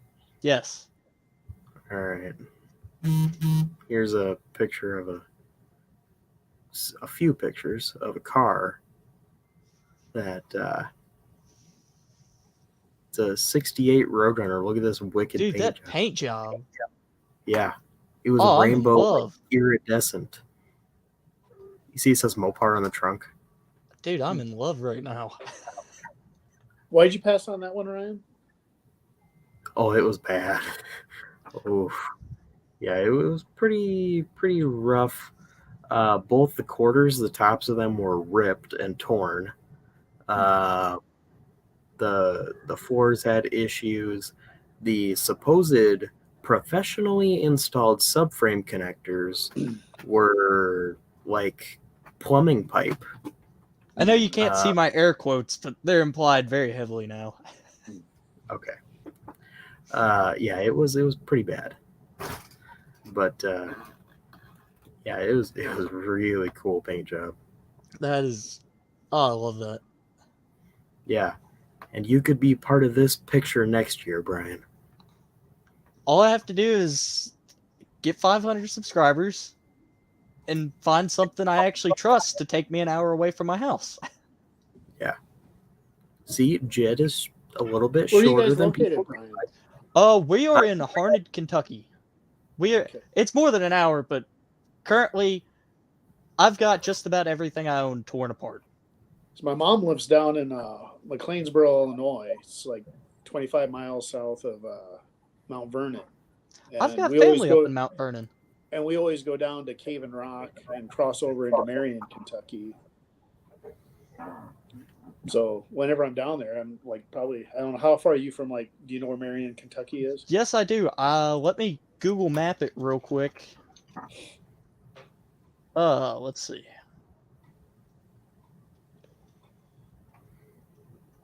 Actually, never have done the math on how far of a drive that is for me. Yeah. Because I mean, I'm down there like 4 or 5 times a year. Oh wow! Actually, that's not Ryan, terrible. It's 2.5 hours away. Yeah. But Ryan, you know James and James? They were at No Name Nationals. Yeah. Big James is near Paducah now, so that's not too far from my mom's either. So actually, Adam's only about 2.5 hours from my mom's. So I've thought I'm about looking trying to swing out forward to see to Adam too. He's in looking Indiana. forward to make it to Indy. Looking forward to seeing Adam again. Oh yeah. I keep saying I want to swing out and see him when I go down to see my mom, but every time I go down to see my mom, I just try to spend as much time as I can with her. So I never actually do venture out, even though I get all these, like, I'm in this area. I should go. Yeah. Because I think Joe's only 4 hours from there. Man, talking about Indy, that is one swap meet I cannot wait for this year. Yeah. I might be there this year. That is, Indy and Mo Party are about my two. I'm gonna for sure be at both of those. Which unfortunately, I won't be there for Vendors Day on Indy this year, but I'll be there that Friday and Saturday. Why not Vendors Day? You working or something? Yeah, it's about to say working on changing over to the new job. I won't have my 90 days in for me to be able to request vacation time. But hey, 2 days ain't bad, so. Yeah. How far is that from you? A couple hours? I think Indy is also about 2.5 hours for me. I'm pretty sure I got the 3rd off, but I don't think I have the 4th. And I got 450 hours of sick leave. So. All right. Raker's wondering, Mark, are you using the spring relocation kit from US Car Tool? Yes. And then this one's actually even got the holes drilled farther back so you can fit a taller tire on there. Because I know when my 70 Cornet, we used the same kit, and it just had the front holes. And when we put the Caltrax on it, it brought the 29-inch tires into the fender well opening on the front there, like Ryan was talking about on his Cornet. And that's what was happening to the Jack Pine too. It was cutting a groove in, but these actually have the set of holes drilled farther back so that way it should set the axle back right where I want it. You get, a fabricator could easily make them themselves, but they're high quality. They're very thick, sturdy steel, and Gary, he'd always made his own, and when he used them on the Cornet, he was like, "Wow, that was nice. That was easy." For the price, though, they get a bit spendy, but I bought the spring relocation and the mini tub kit for the '63 Belvedere as a kit. They're subframe connectors. I think Jed and Brian use those on their cars. But this car's got it where it's like, I think it's like a 2x4 type tube that goes through the floor. So it's plenty. It's kind of ironic. My car that actually has subframe connectors and is cut out for a fuel cell and everything, it's the car I absolutely refuse to turn into a race car. Everybody's argued with me. They're like, "Oh, put an automatic in it." And, put an automatic. And it's like, I can't. I physically cannot bring myself to do it. I've stockpiled 4-speed transmissions and everything. I cannot swap it in automatic. I miss 4-speed. That's one of the reasons I like my truck so much. It's because it's a 4-speed. I can't say accidentally, but besides the 71 Duster I owned for like 3 months, every car I've bought they've all been 4-speed. And if you count my D50, a 5-speed. Yeah, nothing's more fun. Like my GTO, when it was, I would drive it. It was a 4-speed.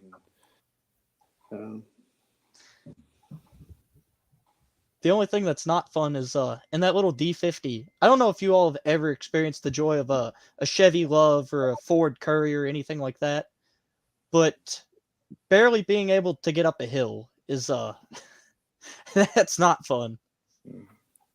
Brian, do you like what Mark made me do to the 71 for do. a short period of time? You mean it hasn't stayed that way? Yeah. Huh? Why hasn't it stayed that way? Look how good it looks. Because those are his wheels and tires, and they rub the leaf springs. Yeah, you'd have to move the springs and board on that. But those cars were made for a tire that big. You just notch the leaf springs. Wait, no, don't do that. You know, talking about a 71, I was talking with my younger brother, who he's the one that helps me out in a lot of my YouTube stuff. I didn't realize that what was it, a minute or two of my last video was me ranting about the decals on that 6-pack car. Yeah, you know they're wrong. I did not know that, actually. Yeah, I messaged you, I thought, or maybe I commented. It's got the wrong decals on it. That's why it looks so weird. It looks like somebody walked into the print shop and was like, hey, I need the most boring, generic decals that you can pick out.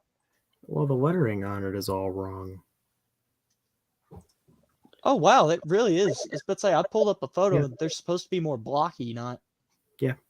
I'm going to get some Krager SS decals, or Krager, the blue kind of rectangular decal. Yes. And I'm going to put that in the way back corner of the rear glass on my Cornet. And then I'm going to get like a Hooker Super Comp decal. And then that's pretty much all the stickers I'm going to put on my rear window. I like the Ultradyne Cam decal on there. And then it's got that Dick Landy decal. I'm not going to go crazy with decals on the windows, but it needs like 2 more, I think. Have any of you guys heard of Ollie Beer? It's OLY. No. Okay, I've been trying to find out around where this beer was sold at, because that purple car's got an Ollie Beer sticker on it. And it seems like nobody in the world has ever heard of this stuff. Ryan's 69 Super D's got the factory bottle opener on the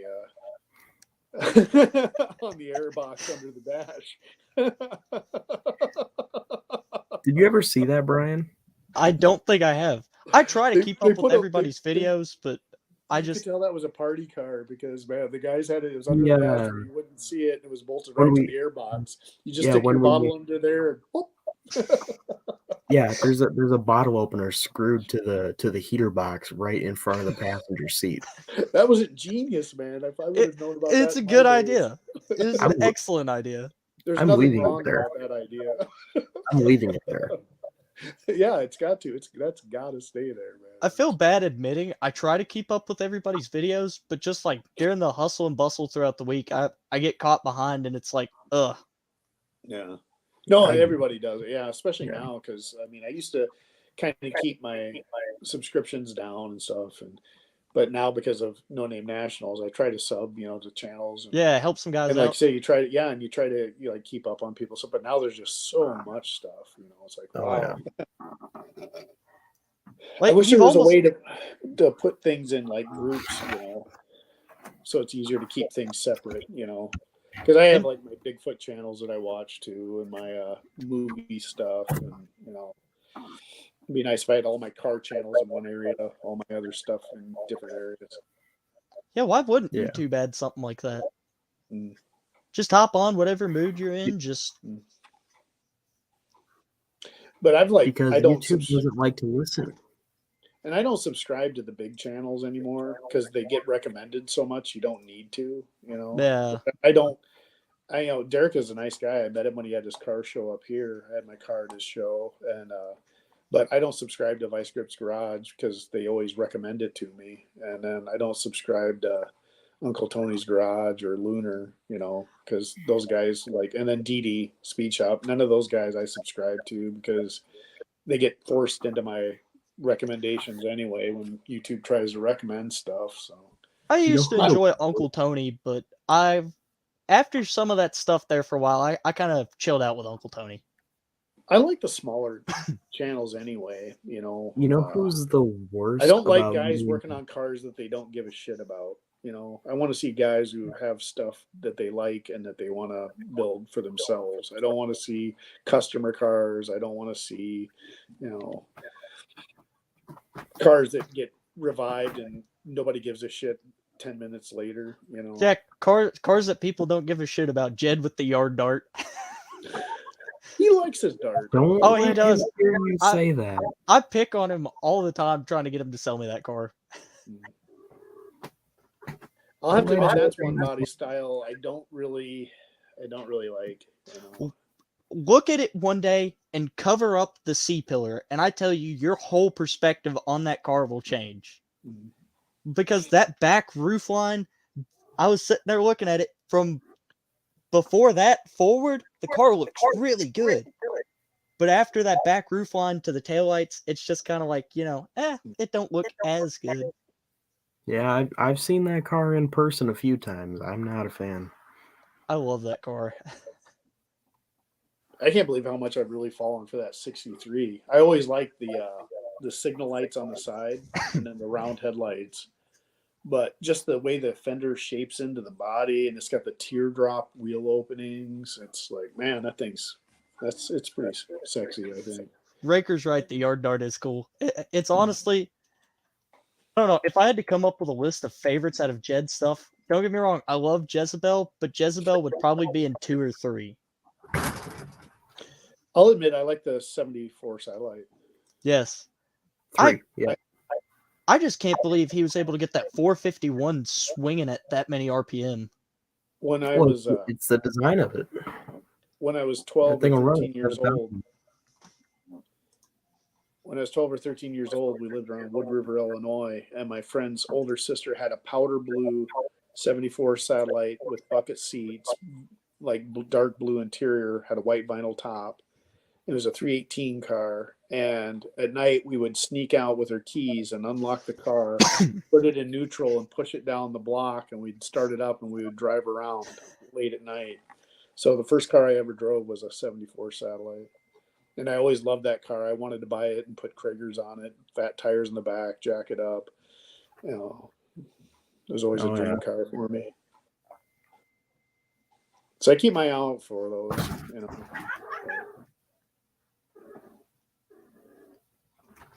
If a guy could just have every car that he liked. Yeah. Yeah, that'd be something. That's if a guy could just have that, and a place and a building big enough to store them all in that's heated, Yeah, that's called winning the lottery. Yeah, this trying to do stuff to your vehicles, and I don't know what type of weather you got where you guys are at, but down here it's 30 degrees, and I don't like it.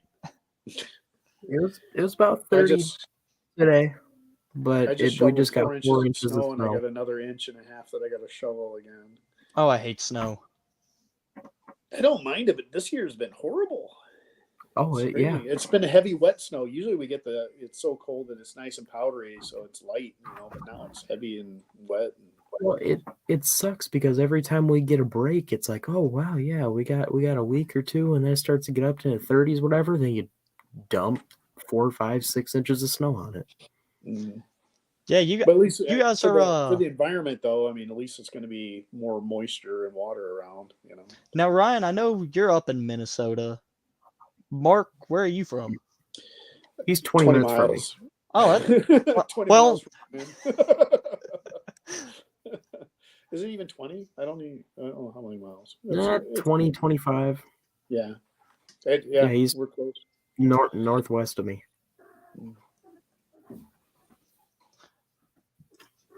Yeah, we had some snow here a while back. It got down to I think -17, and yeah, it wasn't cool. Yeah, we get about 3 weeks of that every year. We had 3 days of it. I could not stand it. Step outside and your nose hairs freeze. Well, I had to drive home from work in it, and I drive about 45 minutes to an hour to work every day. Jeez. Yeah, I do some driving. And drive that 66 to work. Actually, I have considered doing that once because, it's a 66. It's got a single pot master cylinder on it. It was never changed. So we're getting that done before we even try to do anything.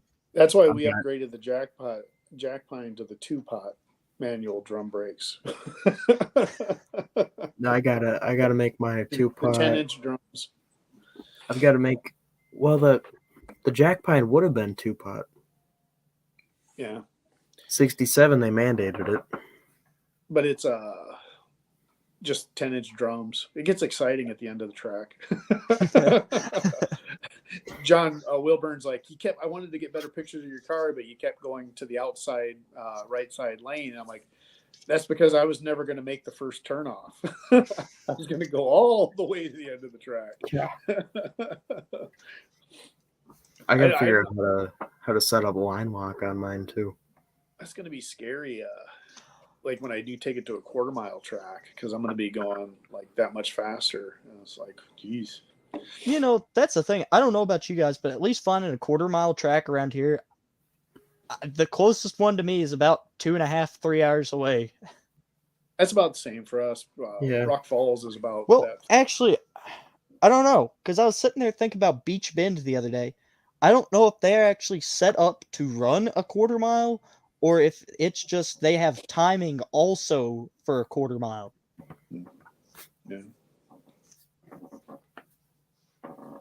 8th mile's fun. I mean, I think it's less wear on the car.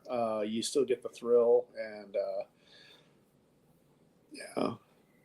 I wish I would have made a couple different choices on the jack pine if I knew I was going to be racing a lot of 8th mile. I probably would have went with a 456 gear and a little bit different converter, but I wish I knew what gear was in our 66. We just bought the car. We got told, hey, it's got a posi and it's got a gear in it. And then we were like, all right, we'll take it. Sure grip.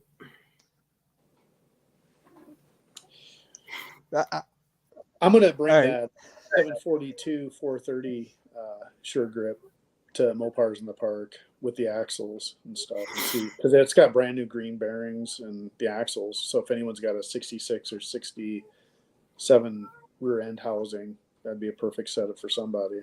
Beach Bend runs both 8th and quarter. Thank you, Raker. I was going to just throw it in the Belvedere because I have it, but that car will probably shred that thing. That's a similar setup to what I'll be putting in my 67. I do also have a 489 case that's got the 456 gears in it. Yeah, that's what I have. The 742 is really not very much of a step down from a 489 though. No, and I've got multiples of each case. It's just kind of, I got a ring and pinion for a 742. I've got a spare Sure Grip laying around for one of those. I got options. And I got a spool in case I want to go that route. I haven't decided. There's a lot of people that prefer 742 over 489. Well, one thing I'll say is you can find a 742 cheaper most of the time. Yeah. Oh yeah. Gary built my Dana with the 410 spool for like $1,000 for me out of a truck rear end. That's not bad at all. No. But I kind of want to put a Sure Grip in the Belvedere. I went with the spool and the jack pine because it's a drag car. It's not going to be. I mean, I might drive it up to get coffee, like just up the hill from my house. There's a Starbucks, so I might try to run up there and back in it sometime. But you put I went with a spool on that, but the Belvedere, it's going to be more of a hot rod. They're probably going to be close to the same speed, but I want to try. Like I said, the jack pine's a slick, super stock spring car, whereas the other car will be a drag radial Caltrac car. You got to. And I'd like to do a Sure Grip, and I want to do the worm gear. I want to do the True Track because it's stronger and can handle more power than a Sure Grip. But they're spendy. Yeah. Once you get to something that'll actually last, you get into putting a lot of money down. But I might do a Dana in that car. I don't know. I know I've been having, even Herb McCandless was, we talk on the phone every so often, and he's been telling me that I need to, at the worst case scenario, he's like, get a Dana out of a truck, chop it down, put it in your car if you're going to have a 440 with a 4-speed. And I was like, I was like, but Dana's cost money. Plus, it takes a lot. It takes a lot more time to swap gears in them than it does to pull the chunk out of an 8 3/4. Why you gonna swap? If you run two cars that are identical next to each other, but one has a Dana and one has an 8 3/4, the 8 3/4 car is going to win. Well, the Dana's like 250 pounds heavier than an 8 3/4. And it's a lot more rotating mass. It's just, I'm not trying. I don't want anybody to get here and be like, "Oh, he's calling the Dana." The Dana's a good rear end. It's just not every car needs one. No. Just like not every car needs an 18 spline 4-speed. We put the brace on my 8 3/4 in the Jack Pine, and the other reason I went with the spool is because I wanted 35 spline axles, and because I am going to try to run the trans brake. I even got the 1350 yoke. Problem is, I've got the 790 drive shaft, and then the yoke out of the front of the transmission. That's the smaller yoke too. So I'm going to do 1350 yokes front and back with like Spicer U joints, and then we'll see how that 8 3/4 likes it. I know that's like the old purple car. I was telling you how it's got a bunch of old school speed parts on it, and I was about to say there's all kinds of stories I can tell you from messing with it right now. But we noticed, the car's got a Lakewood blow-proof bell housing on it now. And it's like, nowadays that's not something people really go out of their way to get, because most people are like, oh, Lakewood, it's dead weight. But I just always found it funny because, that was like the thing back in its time. It's heavy till it saves your foot. Yeah, that's you ain't kidding there. Then you're like, gosh darn, I'm glad I had that. I'm actually, I've had two of the old timer guys. That guy got my 63 Belvedere from. He's like, when I told him that I had the trans brake on the Jack Pine, he goes, you got a trans blanket? And I'm like, no. But I've got that carbon fiber SFI scatter shield. And he goes, I'm going to give you this old trans blanket. Because he's like, you want to run one if you're going to, especially if you're going to run like a manual transmission, or like, so you want something to protect your feet, because he had a buddy who's had his foot taken off. So, Mark, I'm definitely going to run a trans blanket once I start using the trans brake. So that bell housing's that's awesome. It's got that. That car, it's just, I've always wanted to own an old school race car, and just the pure luck I had with that car. And there's a lot of stuff about it I really want to share, but at this moment, it's just stuff that I can't publicly come out and say on it. It's weird to me because I've never been in this scenario. Why can't you say? To say the least, some of it would cause problems with some people. And there was a lot of mistakes made in the dealing on that car. Ryan, I've talked with Ryan in a private message about what the deal with the car is, and it's, I don't know. I'm trying to tiptoe around as to not really. No, that's cool. Yeah, you're talking about the engine situation. Yes, that one. Okay. Yes. We did. Overall, we have confirmed that the car has come from Mr. Norm. We just don't have a paper trail for that. And I'll just say this, and this hopefully doesn't incriminate you at all. Not that there's nothing incriminating. There is a possibility that the car is basically a one of none. Yeah, that's a good way to put it. Yeah, there's a possibility that the car came from the factory with things that it shouldn't have.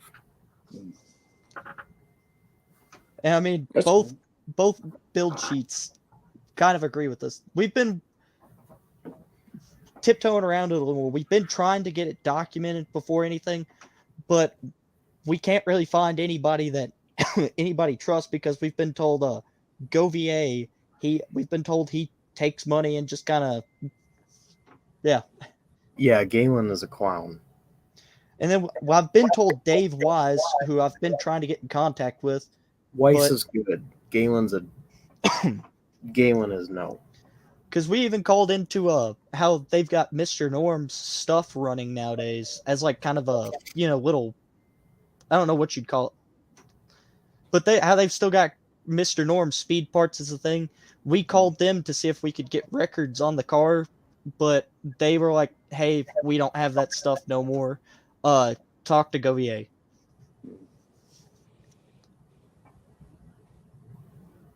Brian, can I text Mark the Yes, situation? I was about to say, feel free to text them. It's just like I said, it's not something I Yeah. really can get out on camera right now.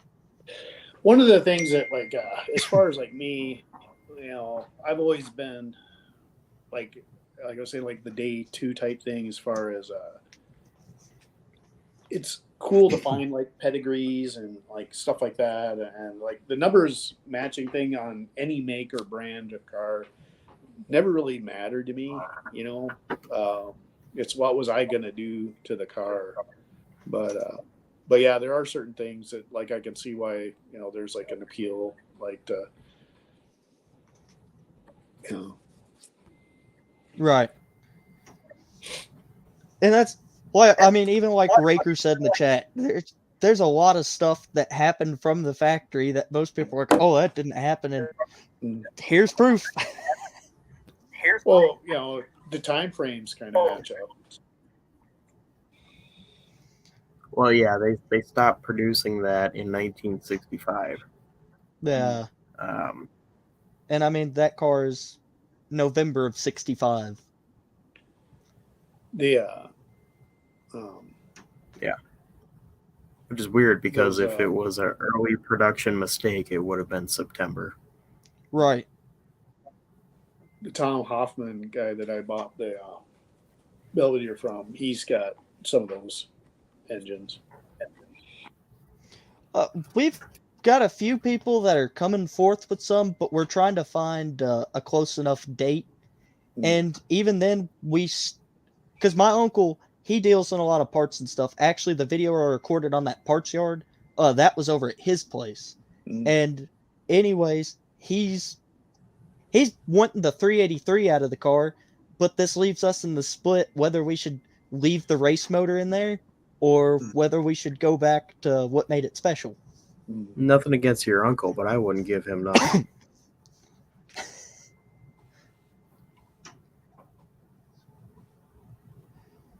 Yeah, he's There's no trading a 383 for the other. There's no.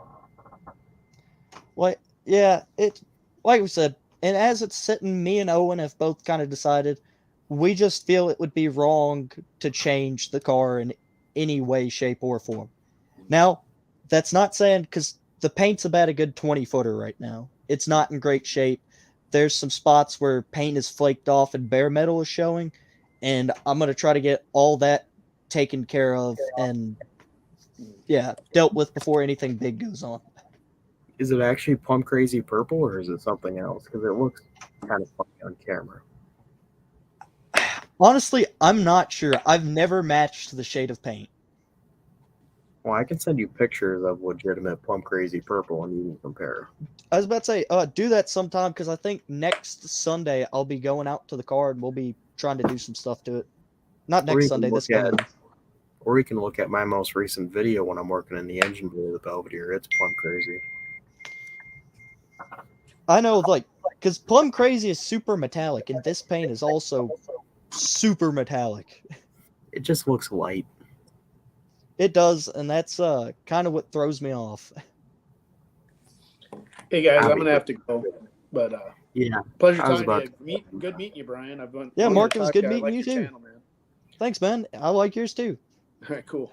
I'll catch you later on. I'll talk to you tomorrow. Yep. Have a good night, Mark. Right. Bye.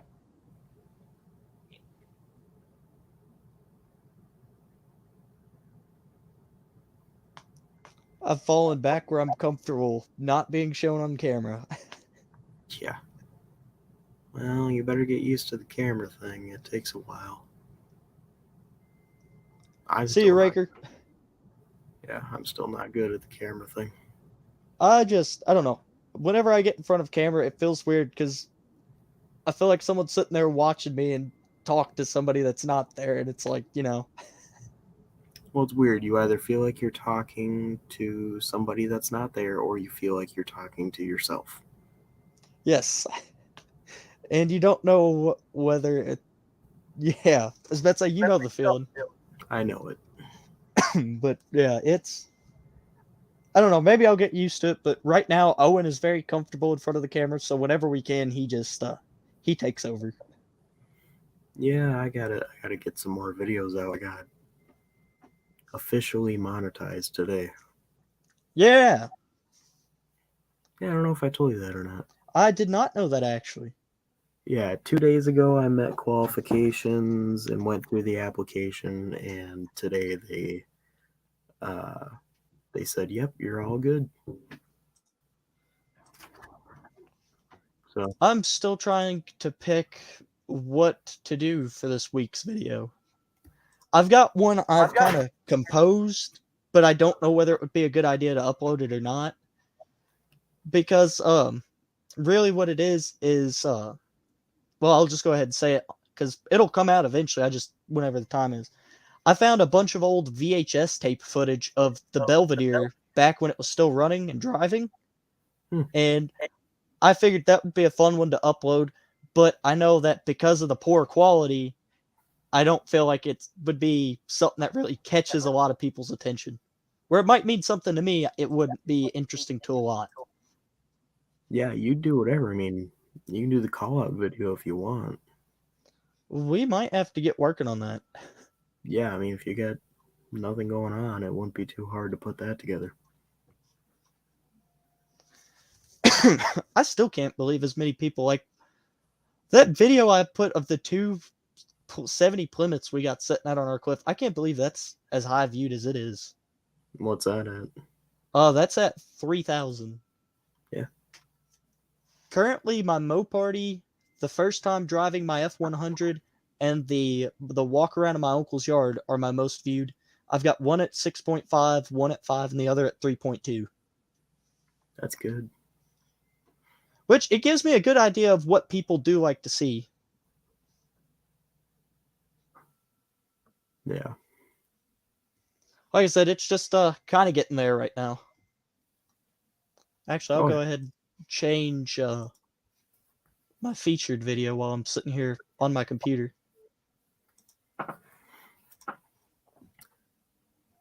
Well, I suppose it's getting pretty late, and I think I'm going to call it. Yeah, man, it's been fun talking to you. I'd say it was good talking to everybody else, too. Yeah. Everybody has stuck around this late. Yep.